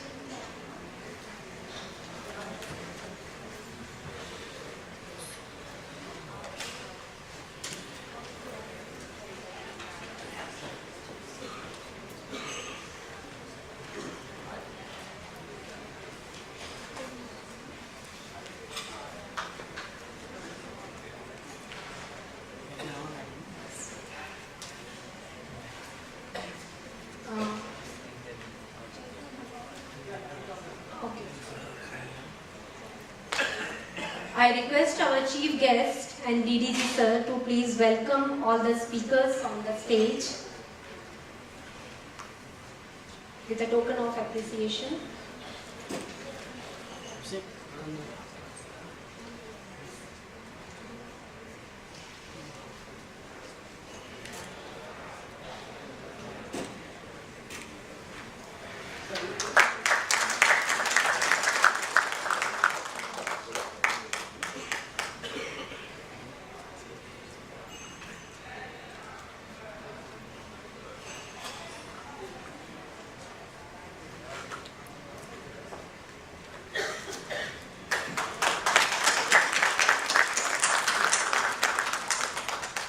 I request audience to please keep applauding.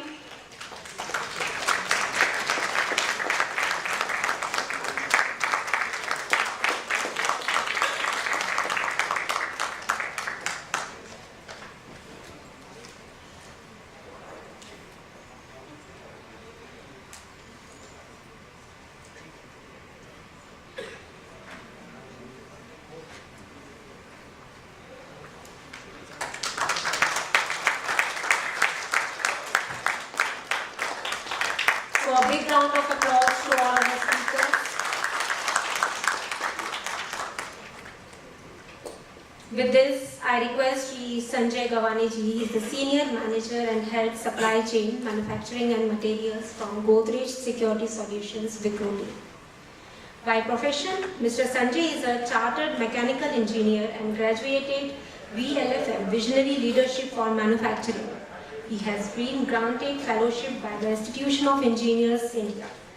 He has 27 years of shop floor experience in Godrej in different departments and capacities.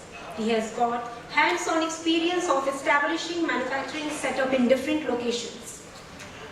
I request sir to please come on the dais for speaking.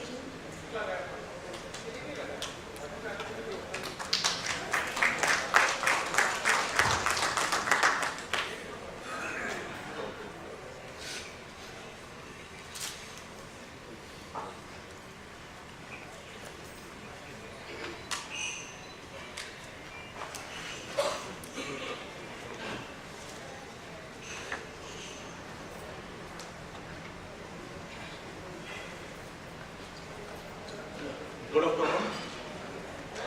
Good afternoon, respected guests, and good afternoon, everyone. My name is Sanjay Gavane. I head manufacturing and supply chain in Godrej Security Solutions. See on the right side, you can see the Godrej new logo, and I am happy to share that Godrej has completed 125 years of its existence. So we have just changed its logo. And I have got this opportunity to share our journey on this topic, sustainability development goals. So just before starting, I would like to thank BS for inviting us and giving this opportunity to present here. Mr. Kale sir was talking in the speech about the respect and the name, respected name. So Godrej is a respected name in Indian industries, and it is considered as a role model for responsible citizen or responsible corporate citizenship. So a McKinsey study a few years back, it reveals that the Godrej product touches 1/3 of Indian population every day, which is making it household name. So our revenue is 5 billion annually, and Godrej Parivar comprises of almost 54,000 employees. Godrej has a different group. We have 5 group companies under Godrej, which is catering over 15 business verticals. Godrej started its first product as a locks. I think many people know that in 1897. Then second product in 1902, that is safe, where I am working. And over the period, they progress, and now products ranging from FMCG to the rocket engine. The latest being the Chandrayaan 3. And I am proud to say that we are partner in that successful journey of Chandrayaan. So now I will talk about the Godrej and Boys. This is the parent company of the Godrej Group with presence in 10 industries across the 80 countries. And these are the different business units in Godrej and Boys. So we have again different divisions in Vikroli. And I am a part of the Godrej Security Solution. And we cater to B2B, B2C and B2G, that is business to governments. So this is about my division. So Godrej Security Solution. So in 120 years of its existence, see this GSS has evolved to become India's most complete solution, security solution organization. And we are offering products to banking, industrial, business premises. We have different line of business like home security, institutional security, premises security. These are the different business lines. And we are exporting to overall 60 plus countries. We are dominant in our domestic market, 85% share in the home locker and 55% share in the institutional market. During this COVID period, actually, we entered into the new foray, that is the health security product. And we are very successful in that segment also. Now I just will take you through this our purpose, that is pioneering progress for generations. And then our vision is admire for the sustainability practices, innovative solutions, and the superior performance. So our this purpose, vision, values are common for all the divisions and the corporates. Our values comprises of that environment stewardship. It shows our commitment to the sustainable goal. We are creating value through NPD, through digital transformations, then by caring of planet, caring of people, and whatever that value we are creating, these are directly or indirectly impacting all these 17 sustainable development. I will take you through in the subsequent slides. So, Godrej Security Solutions, so we are certified for ISO 9001 for quality, 40001 for that environment, 45001 for the health and safety. And also by December we will get this ISO 50001. We are undergoing this energy management system. And our this corporate has released corporate environment policy basis this ISO 14001. And our entire township, so I think most of the people who are staying in the Mumbai knows that Vikhroli township. So our entire township is ISO 14001 certified. And we have put with BMC our own facility for this solid waste management. So we adhere to the standard for security equipment laid down by BS in domestic market. And for the international market, we have a different testing house, we have different standards. This like this mentioned here from UK, USA. And we actually comply them as per the market requirement or the product requirement.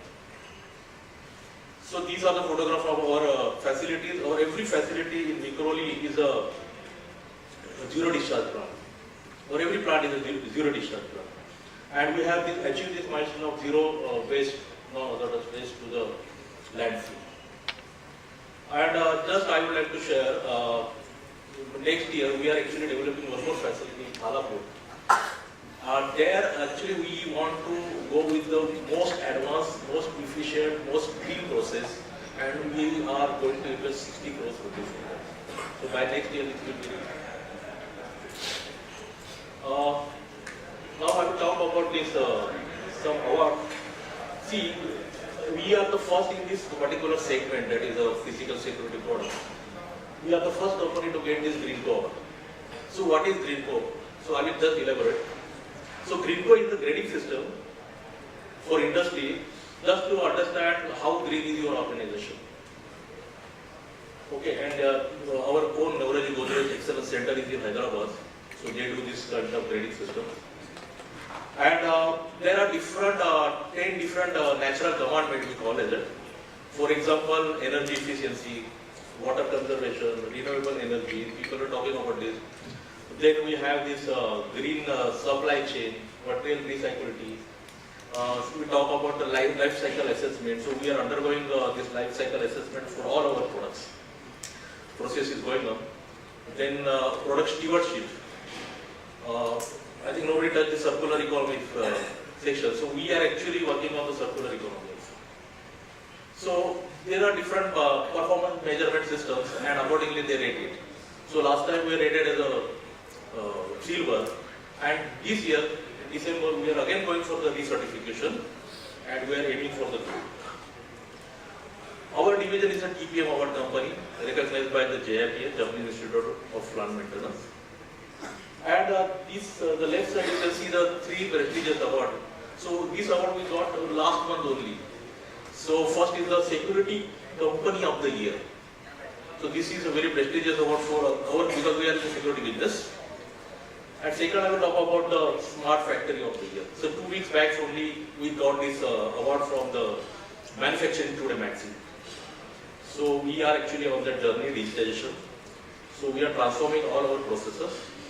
So what we actually presented our concept and we got this. So other initiatives, so this what I am now presenting is a common responsibility for the division and the corporates. So this is our good and green strategy. So Godrej believes in building this more inclusive and the greener India, and our good and green vision is focuses on the 4 verticals, and these 4 verticals are aligned to the sustainable development goals. So these four verticals are the greener India, employability, innovating of good and green product, and the community development. And 2020 we got this award, National CSR Award. We are signatory to this Sustainable Business Pledge under the aegis of CI and Asia Business Council. This actually we signed in the 2010. And every division is adhered to the condition wherein, for example, the waste reduction, resource conservation, and GHG, that is greenhouse gas inventarization. So again in GHG there are different scopes, so we are working on all scopes, we are upstream, downstream processes. So I will talk about the first now that vertical, that is the greener India. So again there we are working on the 10 different commandments, and we are water positive since 2018 in our campus. Then we have reduced the specific energy consumption by 56%. And also we are working on this renewable energy. We have a purchase partner agreement, and also we have a roof solar on our these buildings in our township. And 16% of our energy generation is from the renewable source. Earlier I said that we have already achieved this milestone, non-hazardous waste to landfill. So we have stopped that. And this is new EP 100 program which we already started. This is like a double the productivity with the same output, or double the output with the same energy consumption. Here we are partnered with the CDP. I don't know how many people know that, but CDP is the carbon closure, this carbon disclosure project. So we are working with them on the scientific based target initiative. Okay, and accordingly we are actually targeting to reduce the carbon intensity by 60%. So this is the journey so far on the our what is that? On the carbon. See what I will say here. The journey started in 2010, and we have been actively championing this environment sustainability at national and international level, and we have been the chief contributor to global movement. So as journey started in 2001, you can see in every after 2-3 years we are actually started with the CI MSG, Mission of Sustainable Growth. Then we started with the net building missions. Then we started with the renewable energy demand enhancement programs.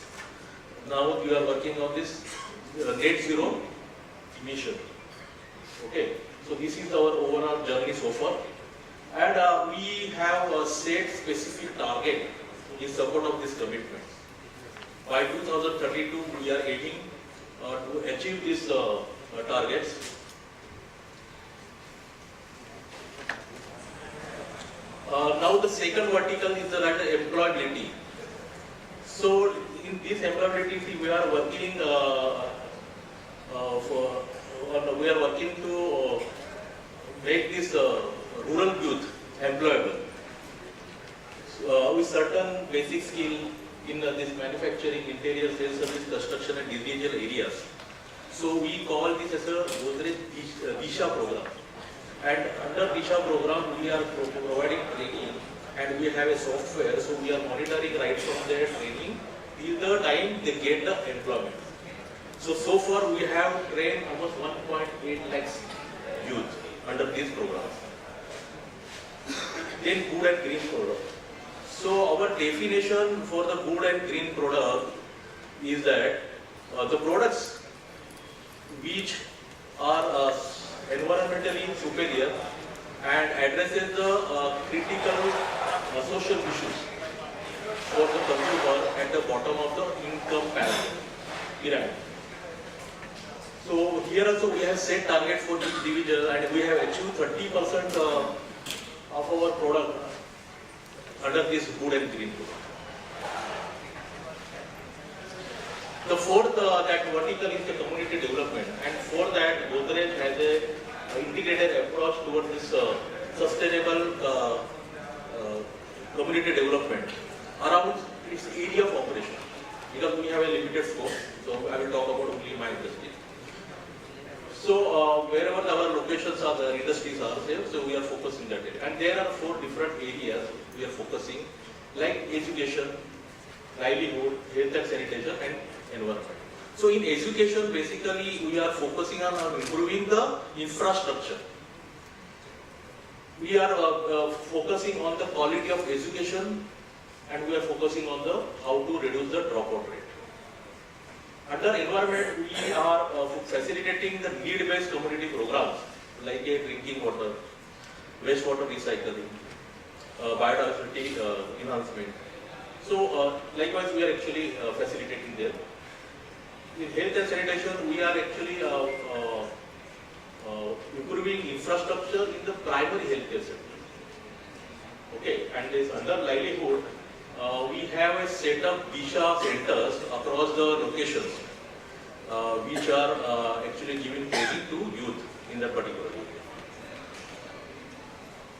So these are some welfare facilities which we have provided in Vikhroli. We have our own hospital, we have our own primary and secondary school. Our primary school is well known in Mumbai, is the top school in Mumbai. And we are trying to provide the quality of education, which is again the sustainable development goal. I have put actually a symbol everywhere at the right side. I don't know whether people are thinking, just for understanding. And these are the some impact till date. So under Disha, as I said, we have trained almost 1.8 lakh people. So we have new center, 34 center we have developed. Now we have developed these 700 people in digital skills. So for last 2 years we are working on that. And we are actually inviting the students from the college, and in our campus, in our factory, actually we are giving them training. I am personally also involved, and I am giving their training on the robotic to these people. So we are trying to make them employable. So these are the other impact areas, so I will not talk much about it. I think the rest portion is not coming. So in community development, this is overall what is our progress, so that was there. Now this flora and fauna of Western Ghats. See this Neurology Godrej Center for the Plant Research. This was established for a non-profit objective. So our objective was to have a purposeful research in the areas of plant biodiversity and the conservation. So we have this medicinal plant, almost 250 plants in the sector, and we are doing a lot of research. We have published so far 50 papers for that. And this, I think, those who are staying in Mumbai, they know very well. This is our mangroves. You know, Godrej total area, we have a 3,500 acre area in Vikhroli. And Godrej has preserved 1750 acre land only for the mangrove swamp. So this is called the lungs of the Mumbai city. And this is preserved by our Sunubai Firoji Godrej, that is what we call as Marine Ecology Center. And I think this is worth to visit this place if you get the opportunity. Otherwise, I will invite you all. So this is well diversified and well preserved by these centers. So this is actually, I am sure to keep it short. So this is our overall journey in sustainability. There are more points as far as this sustainable development goals are there, gender equality is there, other points are there. So that also I can mention. But I think the main point I have touched upon. So before just closing, I would like to show you one video, please. I think which will give the complete depth story of our journey. Okay, so Arjun.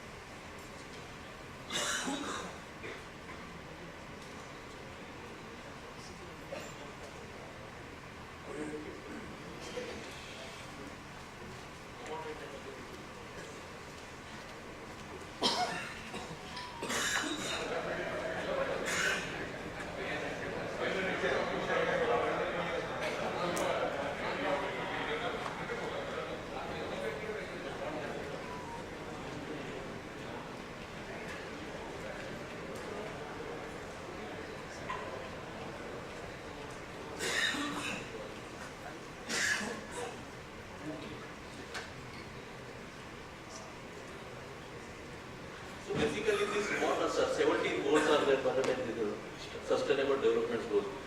So we are literally we are working on every goal. People were talking about the standards and other things, but this journey we have started long way. I remember the first meeting I had attended in 2007, and actually we are part of all these 4 verticals which I shown, and I am the 4 team member of the first 2 verticals. So basically I am working, you can say, from the 2007 on this particular topic. So earlier people were not knowing about the sustainability word also. So I am driving this sustainability and the digital transformation in my factory.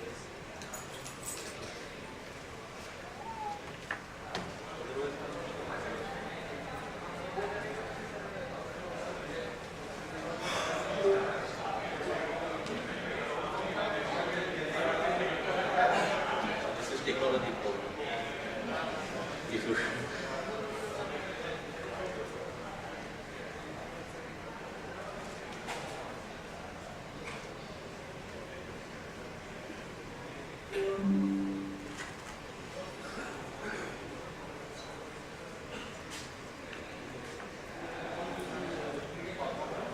also in Khalapur actually we have built a big complex.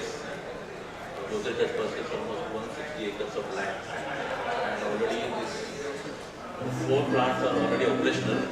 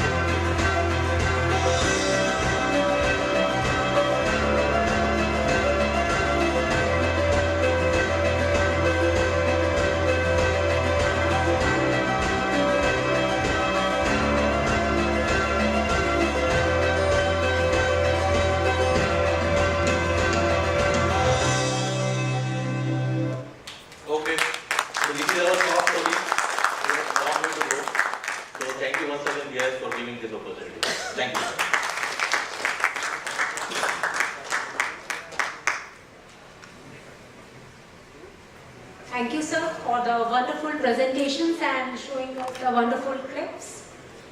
So, moving towards the next speaker of the event, Shri Nandakumar Namdev Gauravji. He is the Regional Officer Headquarter in Maharashtra Pollution Control Board. As a Regional Officer in MPCB, he is in charge of Hazardous Waste Division, E-Waste Division, Plastic Waste Division, Municipal Solid Waste Division, Infrastructure Division and enforcement of various environmental laws. He has expertise in environmental governance, environmental safeguards, industrial and urban development, environmental management, urban environmental pollution control, environmental laws and policies, ambient air monitoring stack monitoring program, compilation of air quality data and statistical analysis. I request Sri Nandkumar Namdev Gauravji to please come on stage for speech.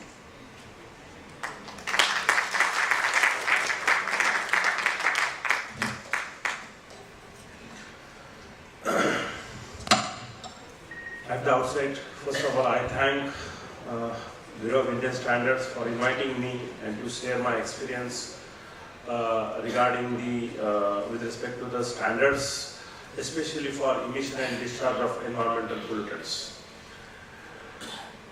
In the audience, I think most of the are from industry representative, so they might be aware about the Maharashtra Pollution Control Board and the working of the Maharashtra Pollution Control Board.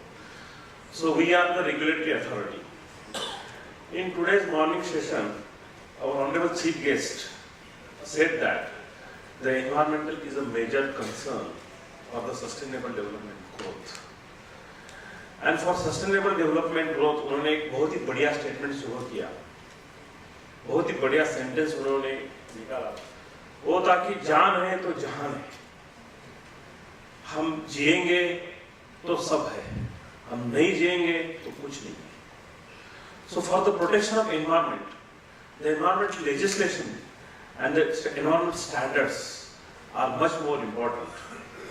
Though it is actually the standards, the Bureau of Indian Standards is generally for common people knows for the product that which they buy.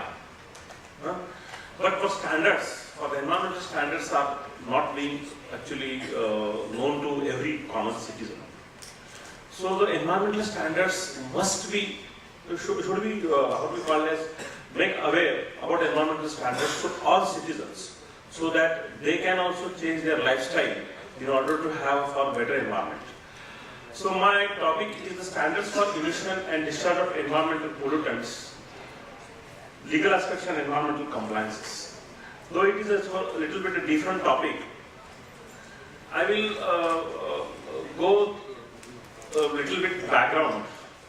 In before me, the representative of Godrej, Sanjay Gawani sir, he said about what the Godrej did for the betterment of environment. But I will go background of that. There are some industries, there are some entrepreneurs, they are doing beyond compliance.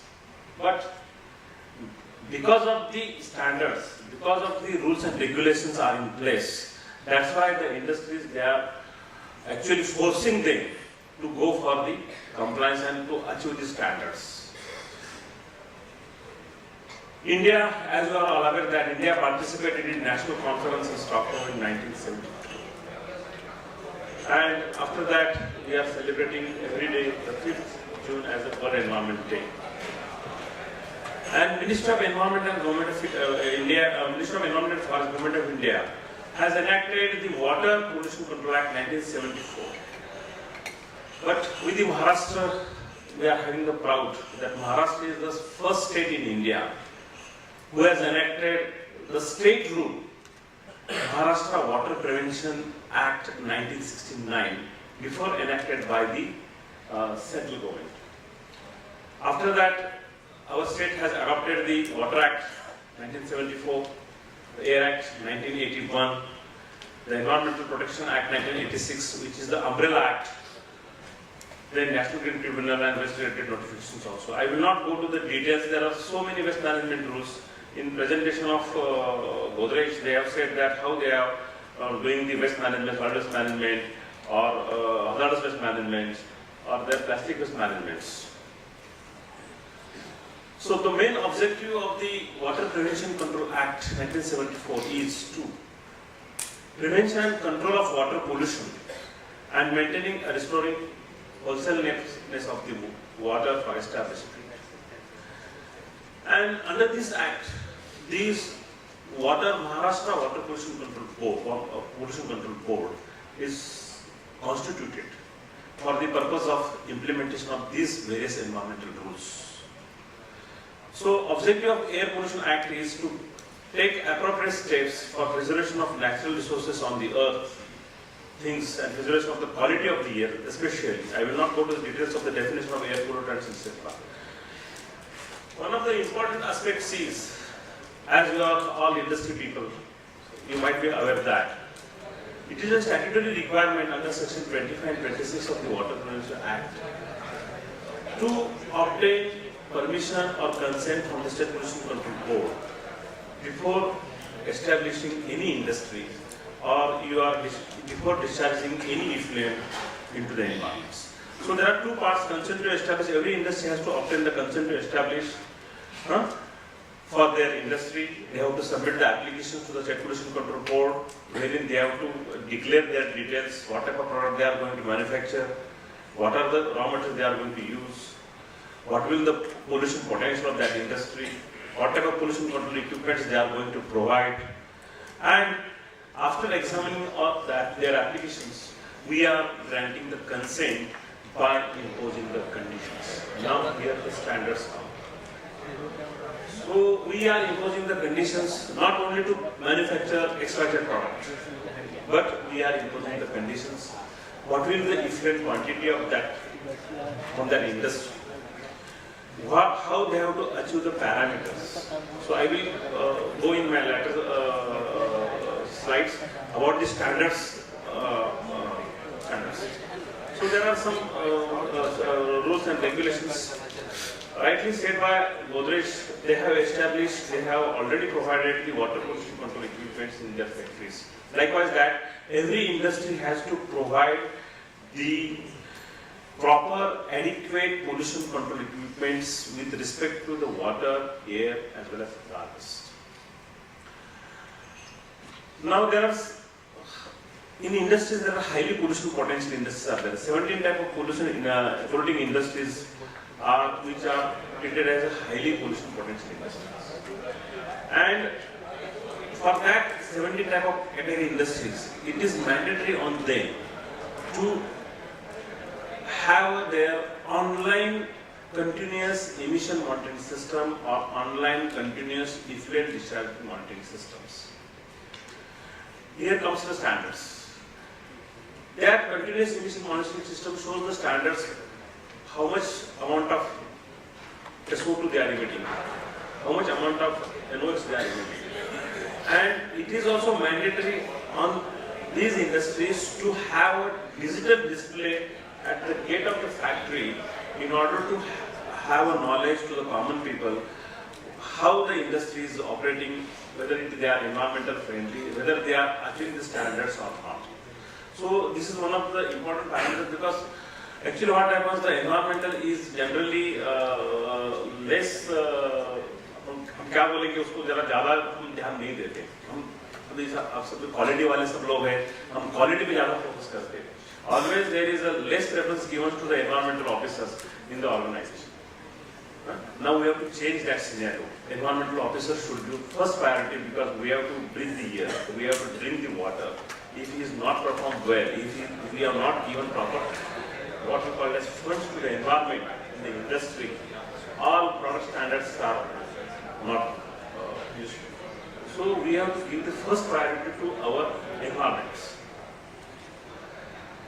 So another important today during morning sessions, our Honorable Chief Guest said that the infrastructure is one of the important now. There are huge infrastructure complexes are being established in Pune and Mumbai area. So Government of India come out with one notification, the environmental impact assessment notifications, in which there are some projects which require prior environmental clearance. And for that purpose, during the prior environmental clearance, for example, thermal power plant is there. For example, the building projects having built-up area more than 20,000 square meters is there. For all these activities, cement plant is there, steel plant is there, big dyes and dye industries are there, some bulk drug chemical industries are there. For that purpose, the environmental impact assessment notification plays important role. Before establishing any industry for such type of activities, they have to carry out the environmental impact assessment study of that area, how that area is, and what will be the impact after establishing that industry, and they have to obtain the environmental clearances. there are two types of category depending upon their capacity of the productions. Category A, they required the environmental clearance from the central government, which is to be recommended on the recommendation of the expert appraisal committee.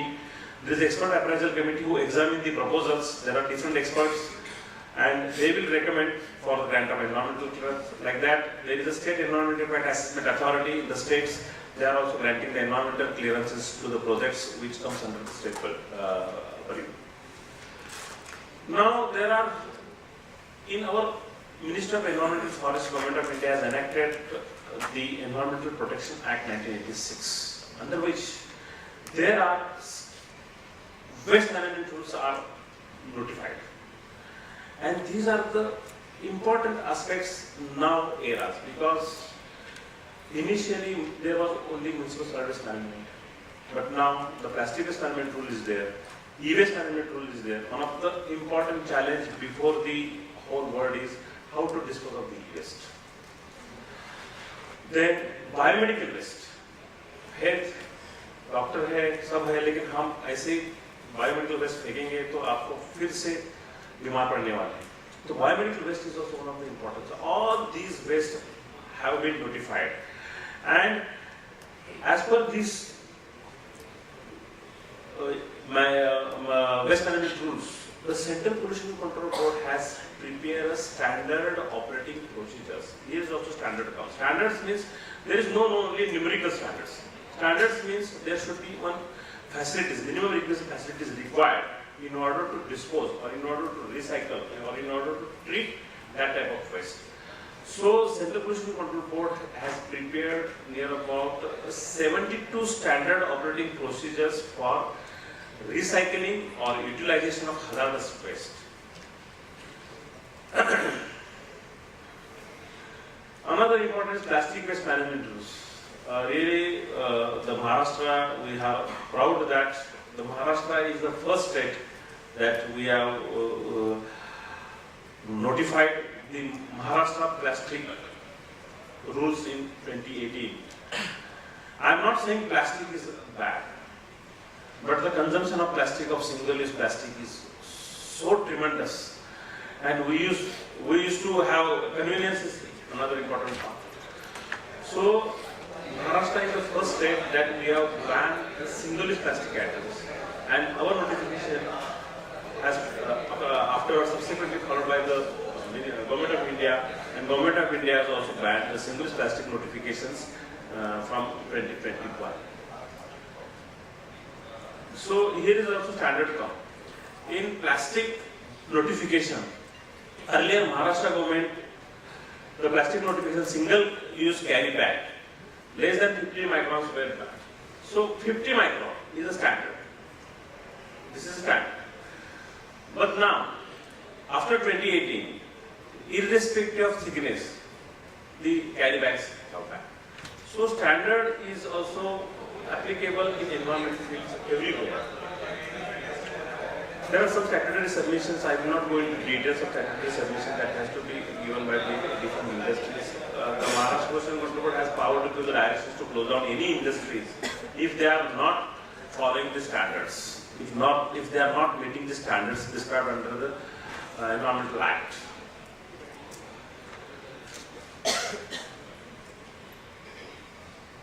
Now, this is the topic of today's. Standard for emission and discharge of environmental pollutants. Rule 3 of Environmental Protection 1986 prescribes the standards for emission or discharge of pollutants from the industries, operations and processes. There are 7 schedules. Schedule 1 prescribes the industry-specific standards. Means in Schedule 1 there are more than 100 industries are there. And for each industry there are different standards. So for example, I have chosen 3 sectors. So can you give first petroleum,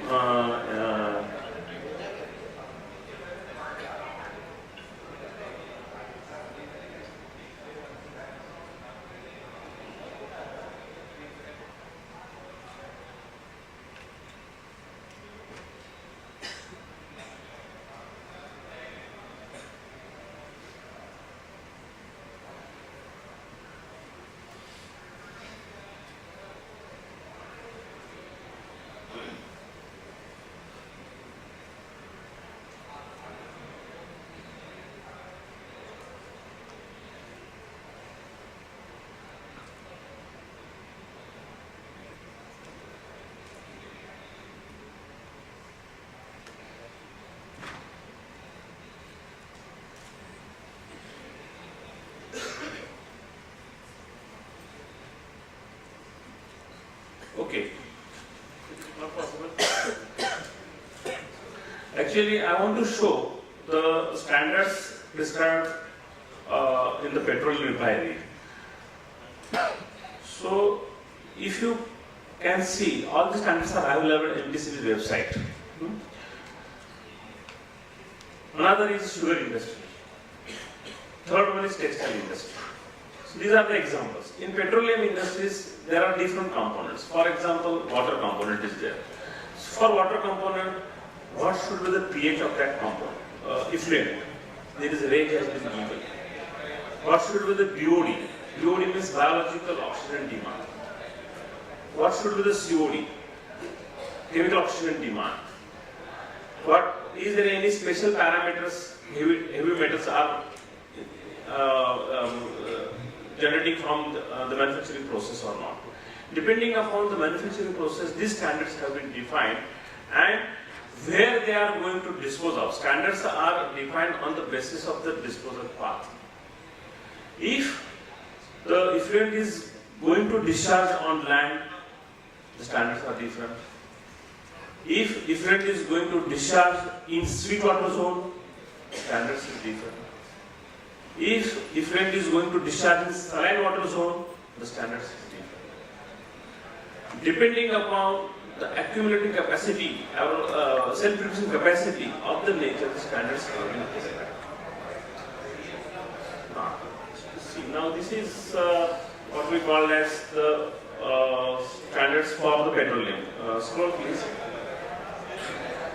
From oil refineries, so this pH should be in the range of 6 to 8.5. Oil and grease should be less than 5. I will not go in detail. This is one example. Go to the back side, original side. This is the sugar and this is textile. Just I want to view the examples. Next slide. Next slide.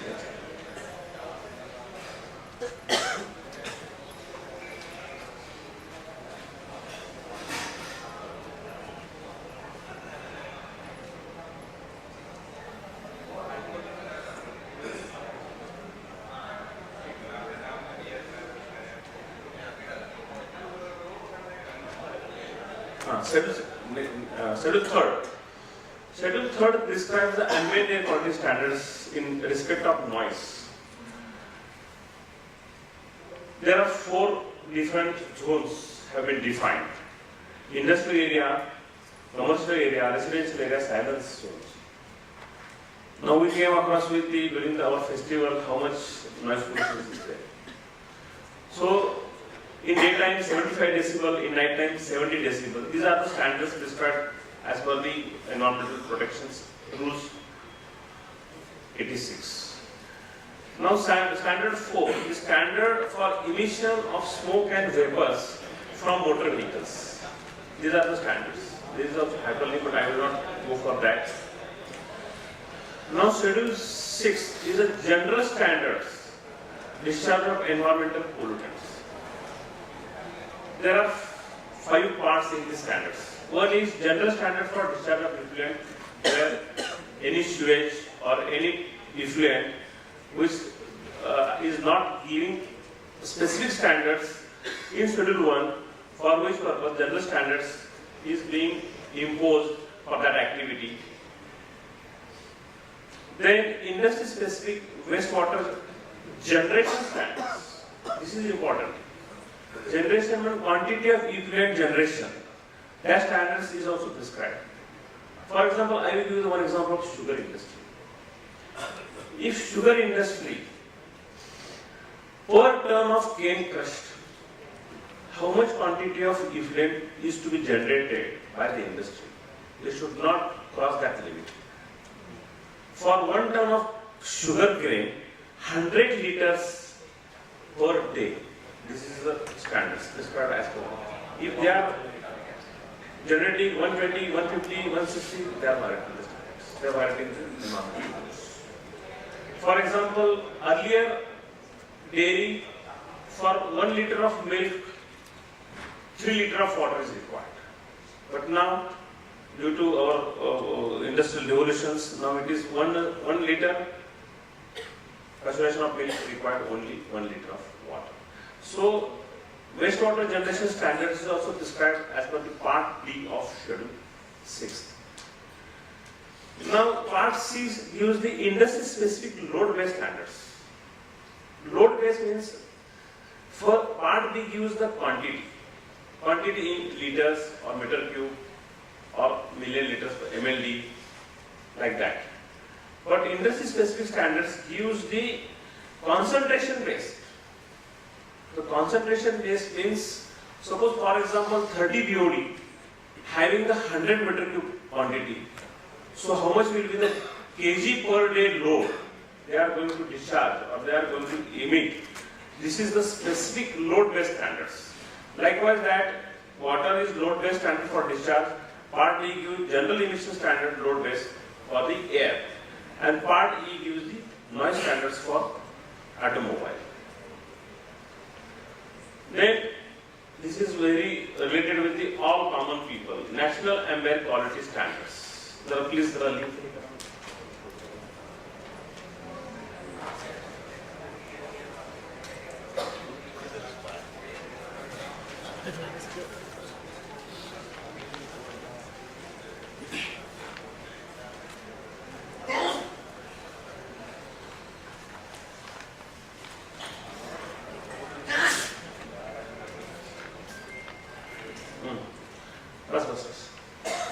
This is the standard given by today's morning session. Somebody wrote that there are some instruments or some digital displays have been provided by the government authorities which are not working or which are not. But it is not like that. Maharashtra is always proactive for giving for discussing the information to the common people. Maharashtra Pollution Control Board have 76 continuous ambient air quality monitoring stations in the state, which gives the real-time data of the ambient air quality. So, as per these standards, this is the sulfur dioxide in ambient. अपने ambient में कितना sulfur dioxide होना चाहिए? उसका standards इसमें दिया है. Sulfur dioxide से, nitrogen oxide से, then particulate matter से, next होगा. उसके बाद में ओजोन है, उसके बाद में लेड है, मीथेन है, और एक 10-12 पैरामीटर्स है कि ये स्टैंडर्ड्स एम्बिएंट एयर क्वालिटी में होना चाहिए. Next slide.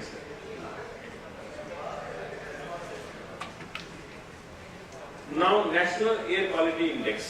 हम पेपर में पढ़ते हैं कि आज की एयर क्वालिटी इंडेक्स ऐसा है. क्या है एयर क्वालिटी इंडेक्स से अपने को पता नहीं चलता है कि एयर क्वालिटी इंडेक्स 100 है, अच्छा है या बुरा है. Next slide. The air quality category and health breakpoints for 8 pollutants. There are the 8 pollutants as per the ambient air quality standards. Suppose in your area the ambient air quality 0 to 50 with respect to particulate matter, it is good. If it is 50 to 100 particulate matter, then it is satisfactory. Then 100 to 250, moderately pollutant. If it is more than that, poor, very poor. During winter season, generally we get the air quality in the moderately polluted or poor or very poor because of the climatical conditions, because of the inversions happen and the pollutants are not dispersing. As compared to Delhi, Mumbai is much better because of we are having the seashore and we are having the natural wind flow. So the pollutant parameters are our air quality index is much better. So this is the important air quality index, especially for common people point of view. You should have a knowledge of what is meant by air quality index and how it relates with our health. Another important topic I want to like to discuss with you, that during today's morning session, our honorable chief guest said that for our environment, for our lifestyle, Mission Life, Ministry of Environment, Government of India has started the Mission Life program.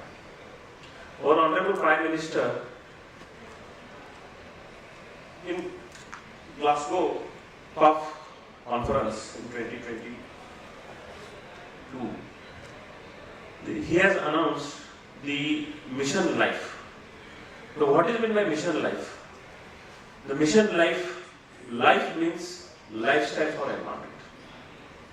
So, we have to adopt lifestyle for environment. There are, the lifestyle for environment, Mission Life is based on 7 themes. These themes are energy saved, water saved, single-use plastic reduced, e-waste reduced, sustainable food system adopted, Swachhata actions and healthy lifestyle. So, there are 75 actionable points for individuals. By adopting these actionable points, we will also, our part will be there for protection of environments. So the Mission Life, the details of Mission Lives, what are the 75 actionable points which are available on our Maharashtra Pollution Control Board website also, Central Pollution Control Board website also, and MOE website also. So my appeal to all you that though you are an entrepreneur, you can comply with the environmental standards described by the State Pollution Control Board. But in your individual life, you have to you have to adopt the environmental friendly lifestyles. You have to change your behavior in order to protect our environment. Thank you very much once again, BIS, for being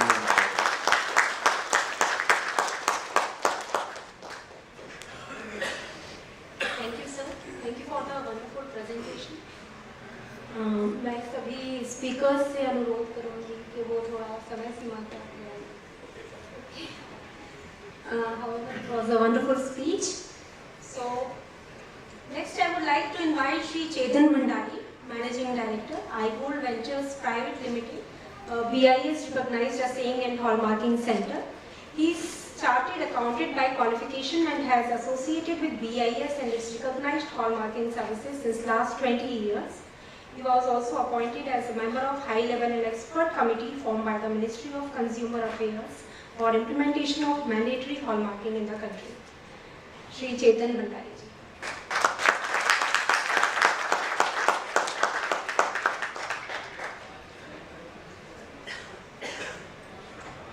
Thank you, BIS, for giving this opportunity.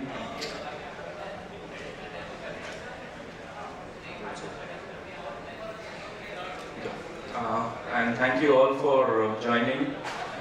Today, like already ma'am has given this warning, they have to finish it on time. So it's a privilege for me, so I'm happy for that. I can move my slides faster. And today being a World Standard Day, very important day. And second thing is like World Cup, very important match. So I can't take that risk to hold you for much longer. 15 minutes का सोने वाला है. So let's start. Like in this presentation, we'll try to provide brief analysis of the gold cycle, jewelry and hallmarking, its impact on SDGs, that is Sustainable Development Goals, in the context of India, and explore a shared vision for a better world through responsible gold practices. So I'd like to start with the gold cycle. So basically, I have made this presentation to make it very simple so that everybody from other industries can also understand what gold industry is and how it works basically. It's a global vision as well as how it works in India. So we'll start with the gold cycle basically. The broad aspects in how the gold moves across the globe is, it starts with exploration. The process begins with exploration, wherein you make a geological study where you find gold, and then the next step happens, which is mining basically. So mining, once the gold deposits are being identified, the mining activity starts. Mostly it's controlled. It happens in South Africa. We have seen the African continents. They are the major owners of mines for gold and other precious metals. Then comes the refining stage. So refining is again a very technical process where you separate all your minerals and then extract gold out of it. So basically that's the area where a lot of technical expertise is required, and that happens, like historically it started in European countries, and we see quality gold coming out of those refineries basically, and what we rely on much is. Then the processing part. So basically in refining you'll see that the gold bars are getting ready and then getting imported or exported to various countries for further processing. Gold, as we all know, that refined gold is then processed into various forms such as bars, coins and jewelry. So basically HOID that pertains to India. HOID hallmarking has become an important process over here. It has become mandatory in India. So basically every article of jewelry which is being manufactured has to get a unique identification number. So, and then only it can be sold to an ordinary consumer basically. So that is also a very important quality check and control process, thanks to BIS for implementing it in a very effective manner. Then we have distribution of gold. So gold is distributed worldwide through network of dealers, banks and jewelers, as we all know. Like अगर हमको सोना खरीदना रहता है तो we have to approach these agencies. Then the consumption basically. End users including industrial gold भी काफी use होता है like, but India का अगर हम लोग ज़्यादा consumption देखेंगे तो it's more on individuals basically which consume most of the gold. Then you have recycling, which is a very big aspect of your gold cycle basically. So 100% recyclable है ये element, and it can be recycled multiple times basically. It will not lose its properties basically. आपका old jewelry देके आप उसको melt करके आप उसको नया jewelry वापस कभी भी बना सकते हो. And basically now again this recycling will step on to the third process, refining basically. So again the cycle will start from refining. If you go for the recycled one, so you need not buy your explored or mined gold basically that time. So next, India's love affair with gold. हम सबको मालूम है कि how much we love gold. Like India is the second largest consumer of gold in the entire world. So last 2 years, like COVID का अगर साल छोड़ दें हम लोग तो it was like always 600 plus tons. Official data, and we know how much gold is being sold in cash, so let's not talk about it. So like India's affinity for gold jewelry is deeply ingrained in its cultures and traditions. Like आज festivals हो जाए या फिर marriages हो जाए, the gold is going to be used. Then India is also renowned for its intricate and exquisite gold jewelry designs. जो India की जो डिजाइनिंग आप देखते हो ज्वेलरी की, जितने अलग-अलग टाइप्स के ज्वेलरी इंडिया में मिलेंगे वो शायद वर्ल्ड में कहीं नहीं मिलेंगे. Like अभी US में अगर आप देखेंगे it's a bigger consumer of gold, US and China, but वहाँ पे casted jewelry ज़्यादा चलती है. But India is the only country where you have multiple regions, multiple types of gold being made and distributed basically.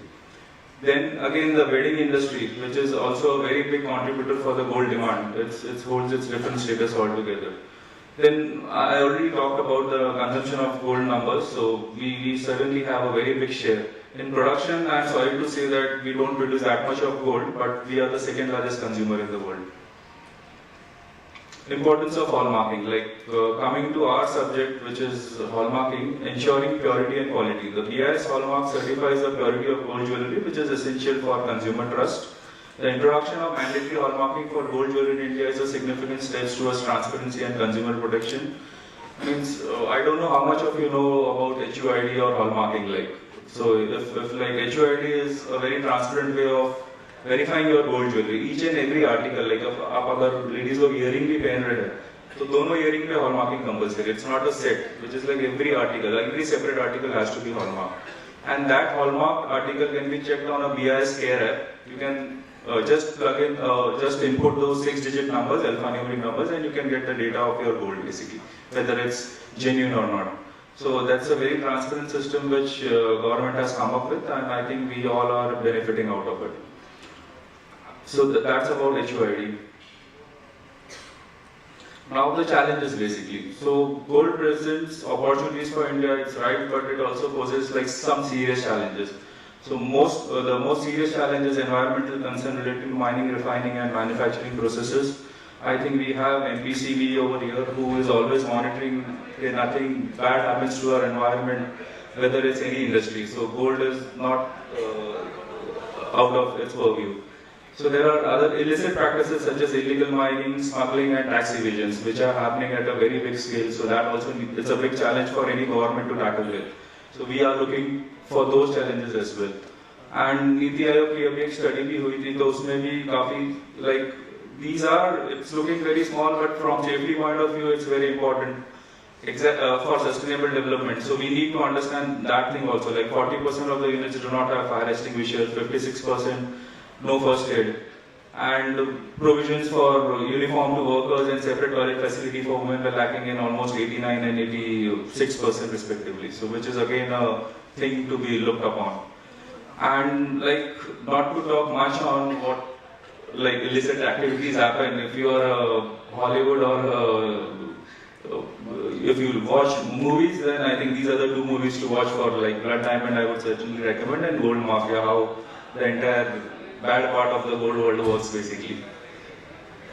Now coming to our today's agenda, like it's gold related sustainable development in India. So first I have tried to cover few SDGs, not all of them, all 17, but gold, no doubt it touches every 17 defined goals, but I have tried to come out with few. So first one is no poverty. The gold industry creates employment opportunities, helping to reduce poverty in regions with mining and jewelry manufacturing activities.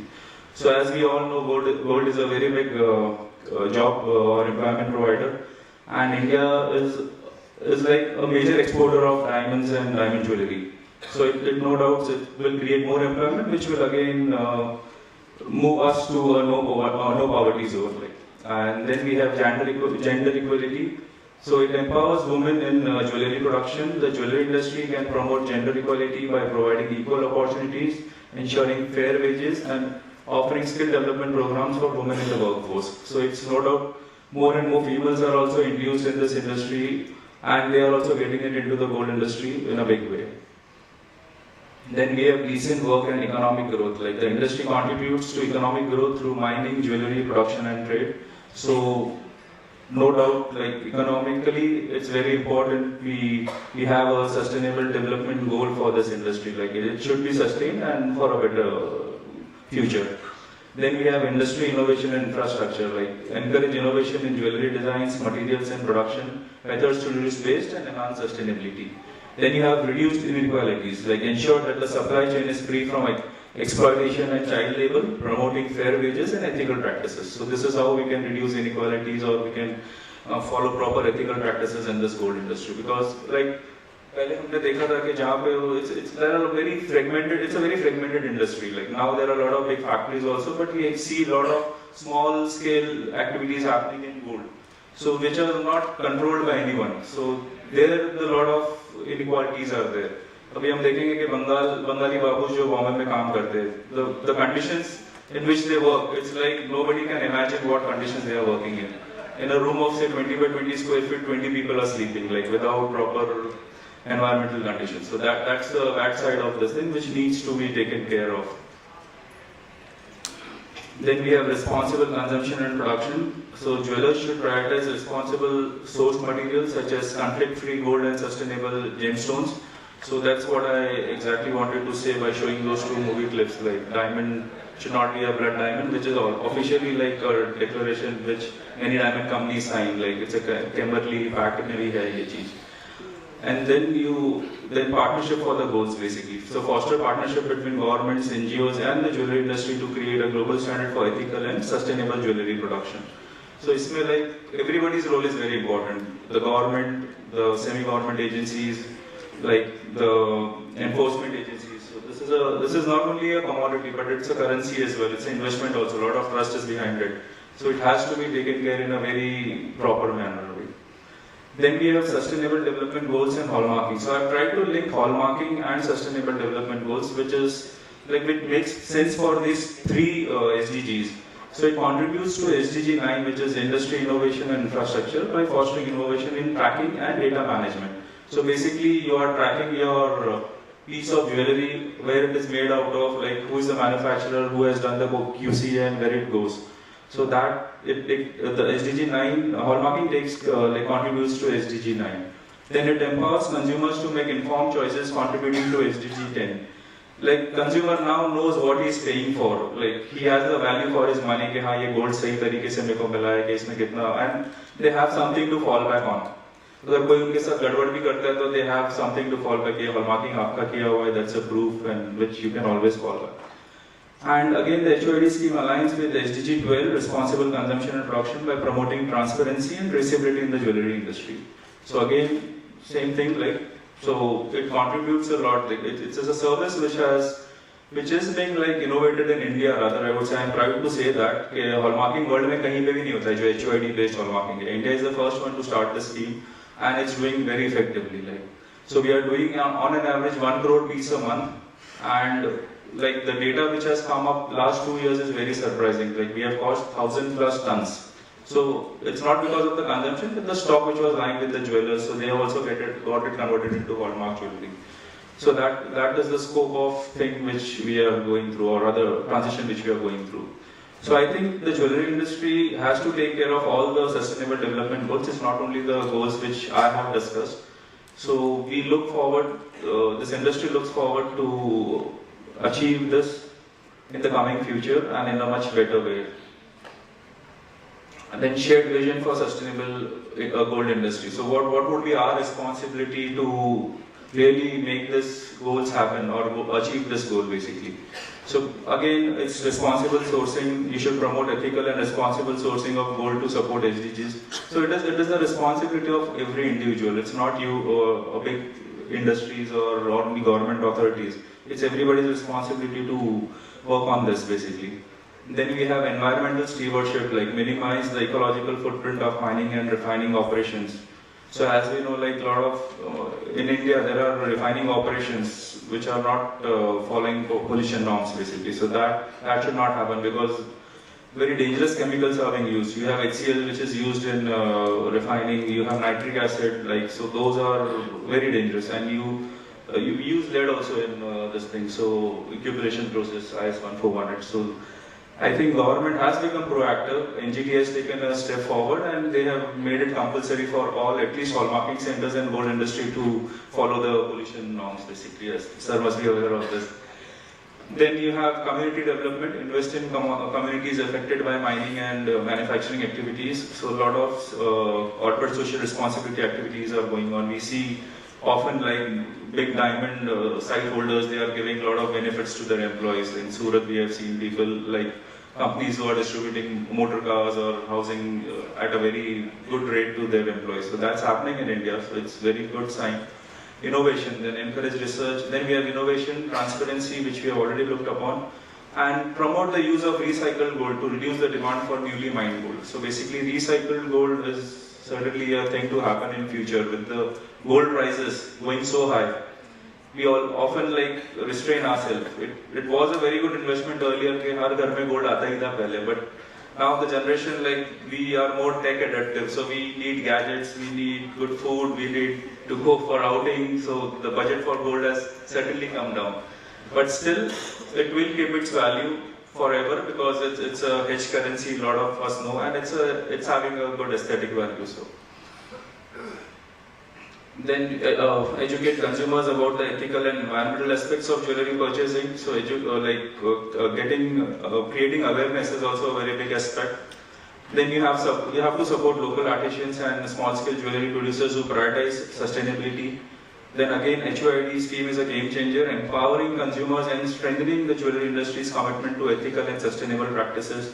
So I would urge all to only stick to HOID jewelry if you are buying, or educate your family members how to use the scheme and how to buy really responsible jewelry from any jeweler. As consumers become more informed and discerning, jewelers will be incentivized to uphold the highest standards, and then enforcement and stricter hallmarking regulation will further promote ethical and sustainable jewelry practices. So I would like to conclude with this slide. Okay, the jewelry industry in India holds immense potential to align with the sustainable development goals, creating a unique and impactful future. By empowering women, embracing responsible sourcing, promoting innovation, reducing inequalities, and fostering collaborations, we can transfer the jewelry industry into a force for positive change.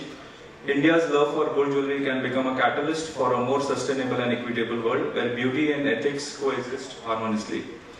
As consumers, your awareness of and demand for HOID certified jewelry will play a significant role in shaping a more ethical and sustainable future for the industry. Along with this, I would like to add one more thing when it comes to consumer as gold purchasers, that we should also go for invoice. So basically always try to insist for an invoice. That is also causing a lot of dent in our economy because of this. And then like abhi G20 हुआ था Delhi में बहुत successfully, so you know what Bill Gates said about G20. So it's like he is also very much positive कि you have to create a digital public infrastructure. And हमारा जो Bollywood या Tollywood है उससे अच्छा digital public infrastructure I think नहीं है. KGF has done a good job to explore कैसे gold industry काम करती है और come out of it.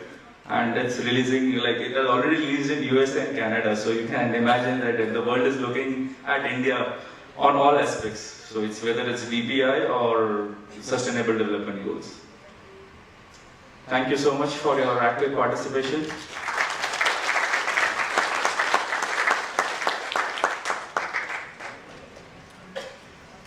Thank you, Chetan Bhandari जी. आपने हमारी ऑडियंस को BIS हॉलमार्किंग स्कीम के बारे में और HUID and BIS care app के बारे में जागरूक किया. So thank you so much for that. It was a wonderful presentation. Last but not the least, I would like to call upon stage our next speaker, Mr. Jones Jacob Kalarkar. He is the chairman and managing director of Antony Waste Handling Cell Limited. He is founding member of AWSCL and he has played an integral role in the company since its inception in 2001. Under his guidance, AWSCL has risen to prominence, setting new standards within India's municipal solid waste management industry. He holds a bachelor degree in mechanical engineering and he has completed the Authentic Leader Development Program at Harvard Business School in Boston. He is an active representative of the waste management industry, participating in various industry forums. Shri Jones Jacob, over to you, sir.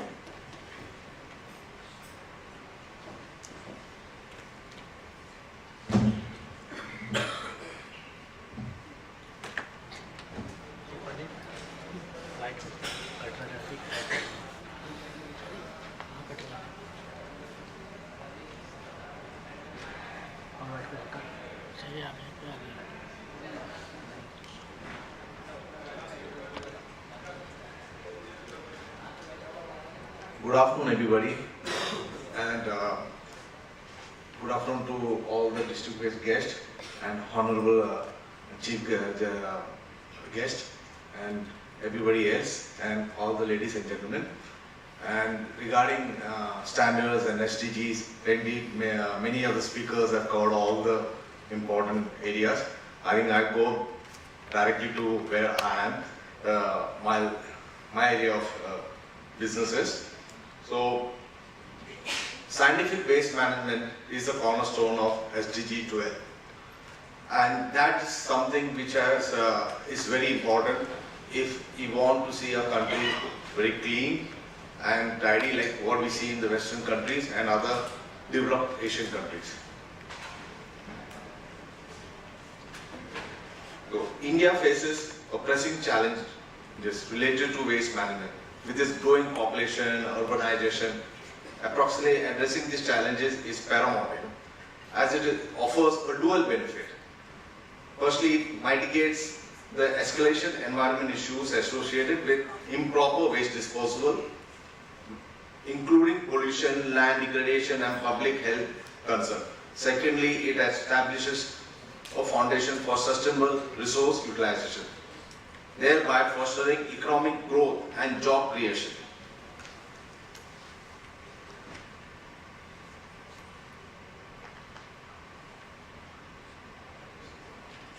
So, our company was formed in 2001, and solid waste management rule 2000 was formed by the Honorable Supreme Court. Certain laws were set up, and the standards are still evolving.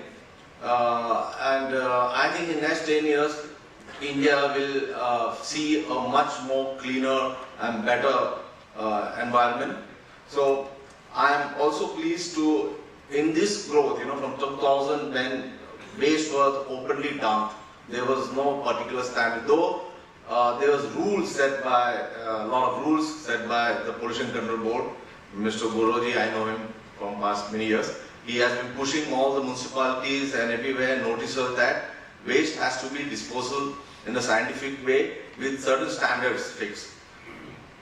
And on this day, being a very important day for everyone, it's a sustainable day, this World Standard Day.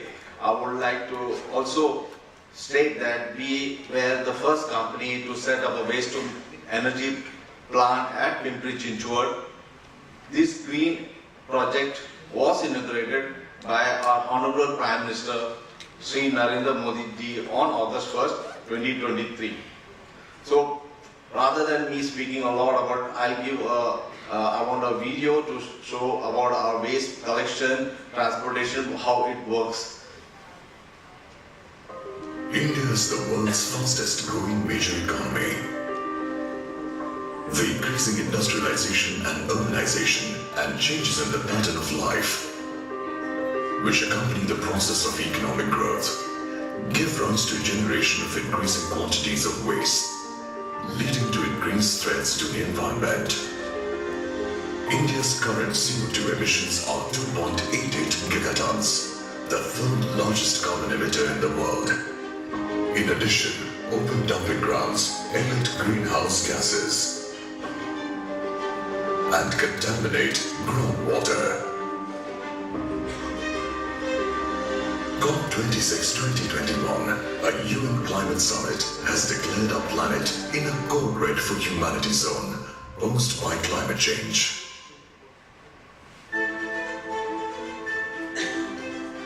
We at Antony Waste Handling Cell Limited acknowledge these major waste management concerns and have devised a system that is up to date and provides solid waste disposal solutions. We are amongst the leading players in the Indian municipal solid waste management industry. We are the first MSW management company in India listed on BSE and NSE. Our mission to work with governments, corporations and industries to preserve and protect the environment through safe and efficient waste management. Our vision to diversify and provide solutions in various waste sectors pan-India, creating a better future by significantly reducing carbon footprints, implementing latest technologies pan-India. We have executed 25 plus projects and have worked in over 9 states in India. Our current portfolio consists of varied projects pan-India. We have extensive technology tie-ups in the US and Europe. We offer the following services: collection, transportation and sweeping, processing and disposal, waste to energy, bio-mining and disposal of legacy waste, construction and debris, primary collection vehicle, collection,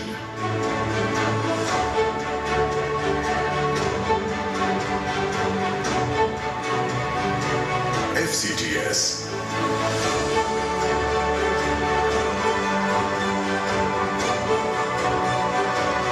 after the waste is collected, it is weighed with the electronic weighing bridge and disposed in the waste processing site.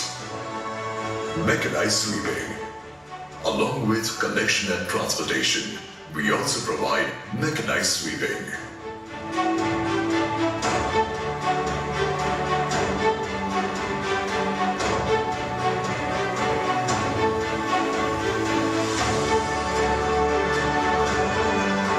Integrated municipal solid waste management.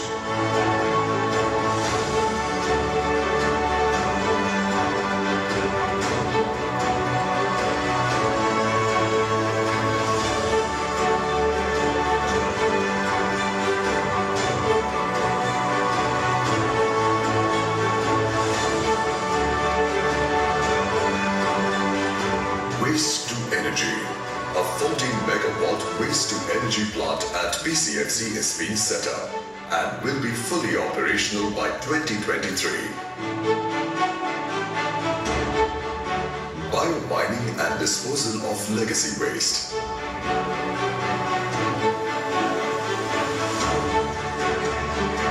The waste is processed by segregation, wherein we get RDF, compostable material, soil and recyclables. All these materials are disposed of in a scientific manner and the land is cleared of legacy waste.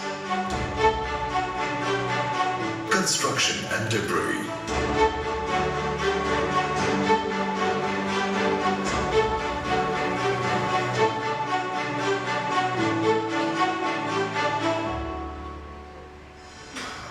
Anthony Lara has been formed to undertake the prestigious Integrated Waste Processing Project for Municipal Corporation of Greater Mumbai. The project has been awarded to us for 25 years and currently handles majority of the entire waste of the city of Mumbai.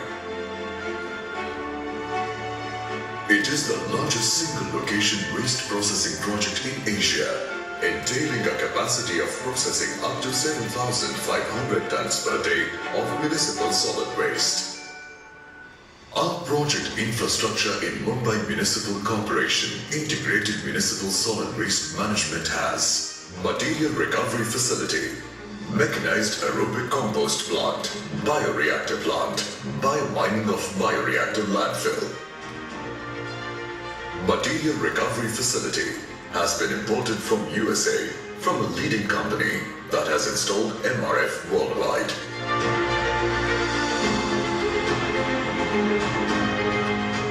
MRF is used for segregation of municipal solid waste into multiple fractions.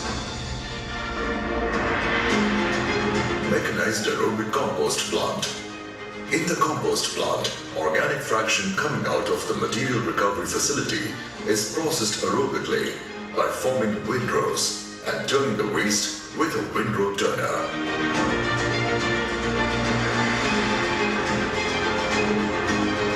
All the processes like temperature control and irrigation are controlled by the SCADA system. Bioreactor landfill cells.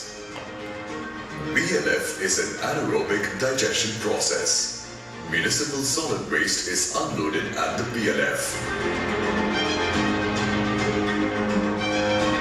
After every 6 to 7 meters of material placed in BLF, an infiltration gallery is constructed with 2 sets of horizontal perforated pipes. Leachate is collected in the pond and further treated as per the rules.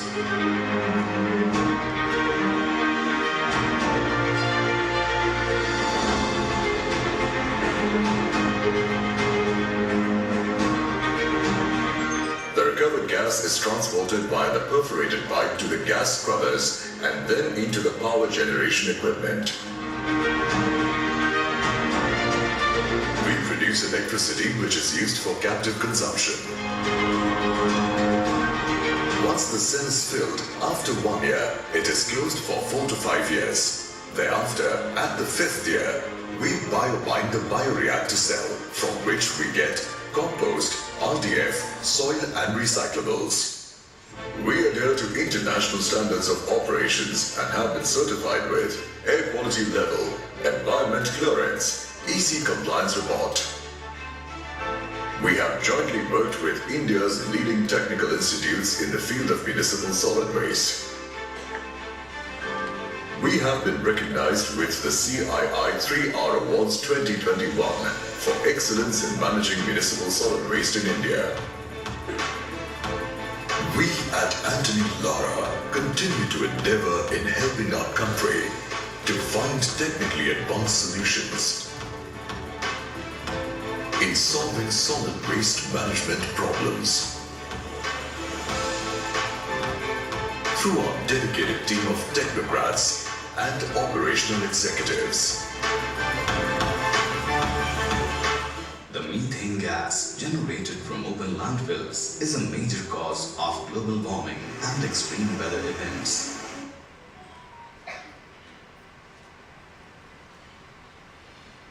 So, I would like to end the speech and as well as the presentation.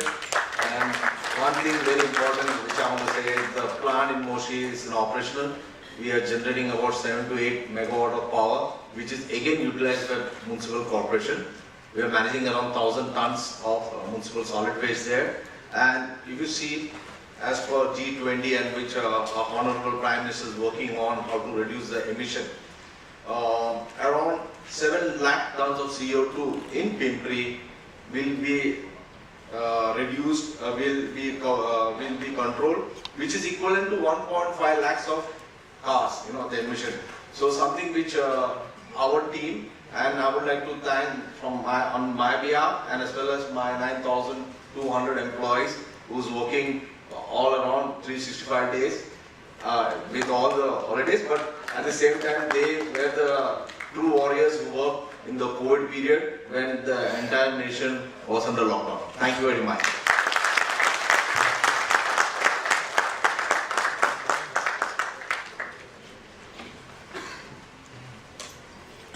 Thank you, sir. Thank you for the presentations. And अब हम इस प्रकार कार्यक्रम के समापन की ओर आ चुके हैं। अभी हमें सूचना मिली है कि हमारे one of the nominee for felicitation, Master Bullion, a saying and hallmarking lab, he has arrived to this function. So I would request our DDGW to please felicitate him. I would invite Mrs. Master Bullion and Hallmarking Lab to please come on the stage.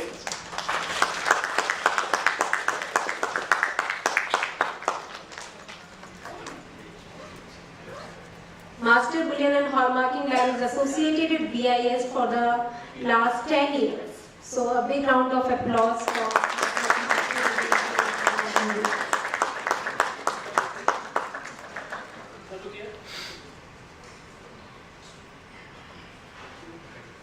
Thank you, sir.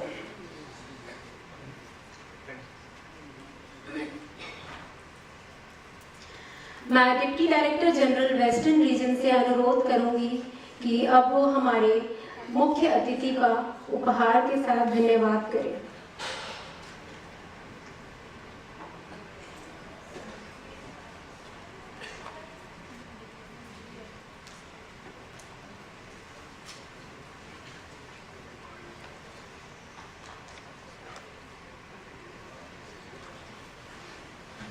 I request audience for a big round of applause for Dr. Karbhari.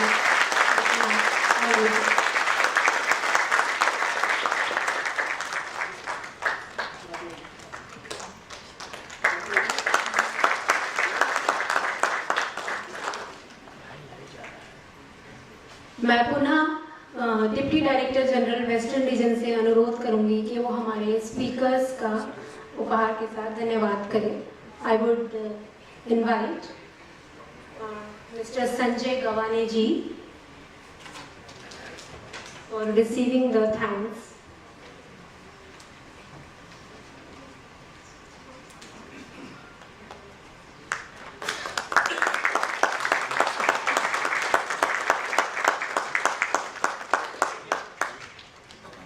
Next, I would like to invite Mr. N.N. Gaurav ji.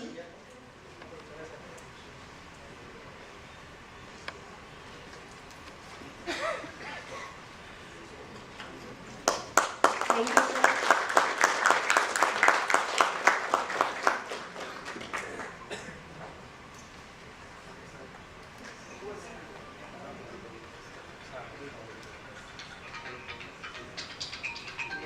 sir. Thank you, sir. Next, I would like to invite Mr. Chetan Bhandari ji.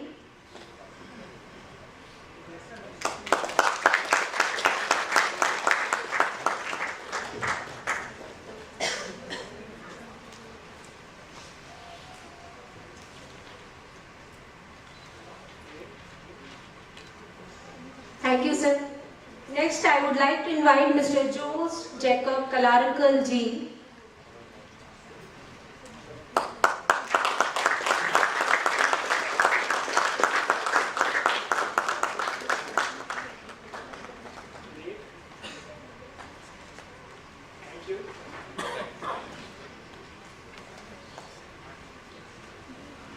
अब मैं अनुरोध करूंगी deputy director general western region मुख्य अतिथि doctor करभारी Vishwanath काले जी से and हमारे head मुबो 1 and मुबो 2 से कि वो स्टेज पे अपने स्थान को ग्रहण करें. And I would like to request senior director and head of Mumbai branch office 2 for delivering vote of thanks.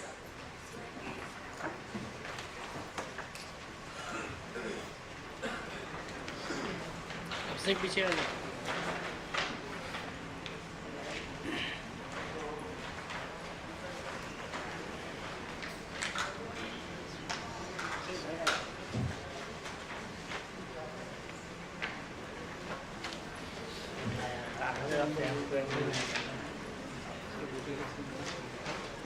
Respected Chief Guest and Honorable Guest of Honor Professor Dr. Karbhari Vishwanath Kale, Vice Chancellor Dr. Bhimrao Ambedkar Technological University Lonare, Deputy Director General Western Region Shri Sanjay Goswami Sir, Senior Director and Head Mumbai Office Shri Satish Kumar, all the dignitaries on the stage and other distinguished representatives of industry and media, my colleagues of BIS, ladies and gentlemen present here, good afternoon. I feel honored to propose this vote of thanks on behalf of BIS Mumbai and on my own behalf. We are all happy and grateful for this successful program. We are grateful to our Chief Guest and Guest of Honor Professor Dr. Kale, Vice Chancellor Dr. Bhimrao Ambedkar Technological University Lonare Raigad for sparing his valuable time for us and gracing this function. Thank you very much, sir. His distinguished presence here will guide us for further betterment in our activities of human development, which need to be sustainable with what he has told 18th goal, life in the space. Thank you, sir. We are thankful to our speakers, Shri Nandakumar Namdev Garu, Regional Officer, Maharashtra Pollution Control Board, Shri Sanjay Gawane, Godrej Security Solutions, and Shri Chetan Bhandari, iGold Ventures Private Limited, and Anthony Management, Waste Handling Management System, for sharing your experience with all of us and giving deep insight regarding the initiatives taken by your organizations for implementation of SDGs in your organization. This will go a long way for us, all of us. A big thank to all of you speakers in our technical session. I thank Sanjay Goswami, DDG BIS Mumbai, for providing all the guidance, support and active intervention as and when required in successfully completing this event today. I am also thankful to Shri Satish Kumar, Head Mumbai Office 1, for meticulous planning and effective execution at all legs of this event as Chairman of the World Standard Days Committee at WRO. I must mention our deep sense of appreciation for my entire team, members of WSD, Working Group and Administration Department and Finance Department for their valuable contribution to make this event successful. We are grateful to Hotel Management for providing the banquet and catering services along with other logistics support. I would like to express our deep sense of gratitude to our guests from the media who have spared their time to cover this event here. We would like to express all of you who have participated here and thank all of the known and unknown hands that have contributed to success of this program here.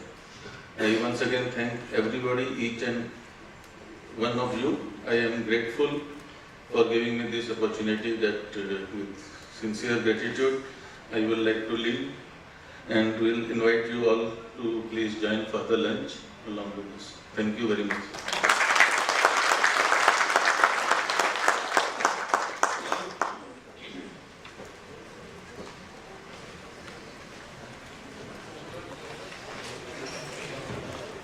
आप सभी के लिए lunch का प्रबंध किया गया है and for chief guest heads DDGW and speakers, they are invited for lunch on 7th floor. Thank you so much for making this event a success. Thank you everyone.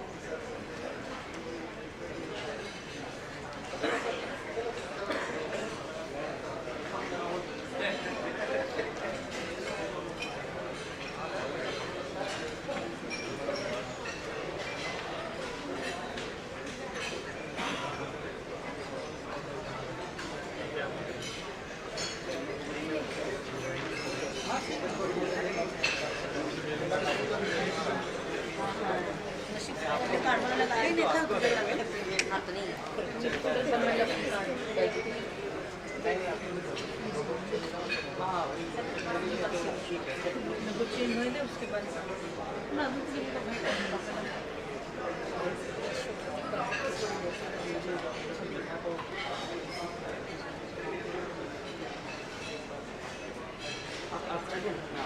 Sanjay मिले क्या डॉक्टर रवि आज business में आपने बोला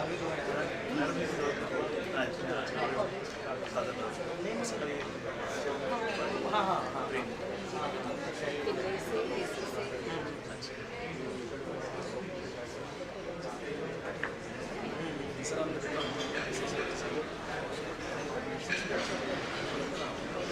हाँ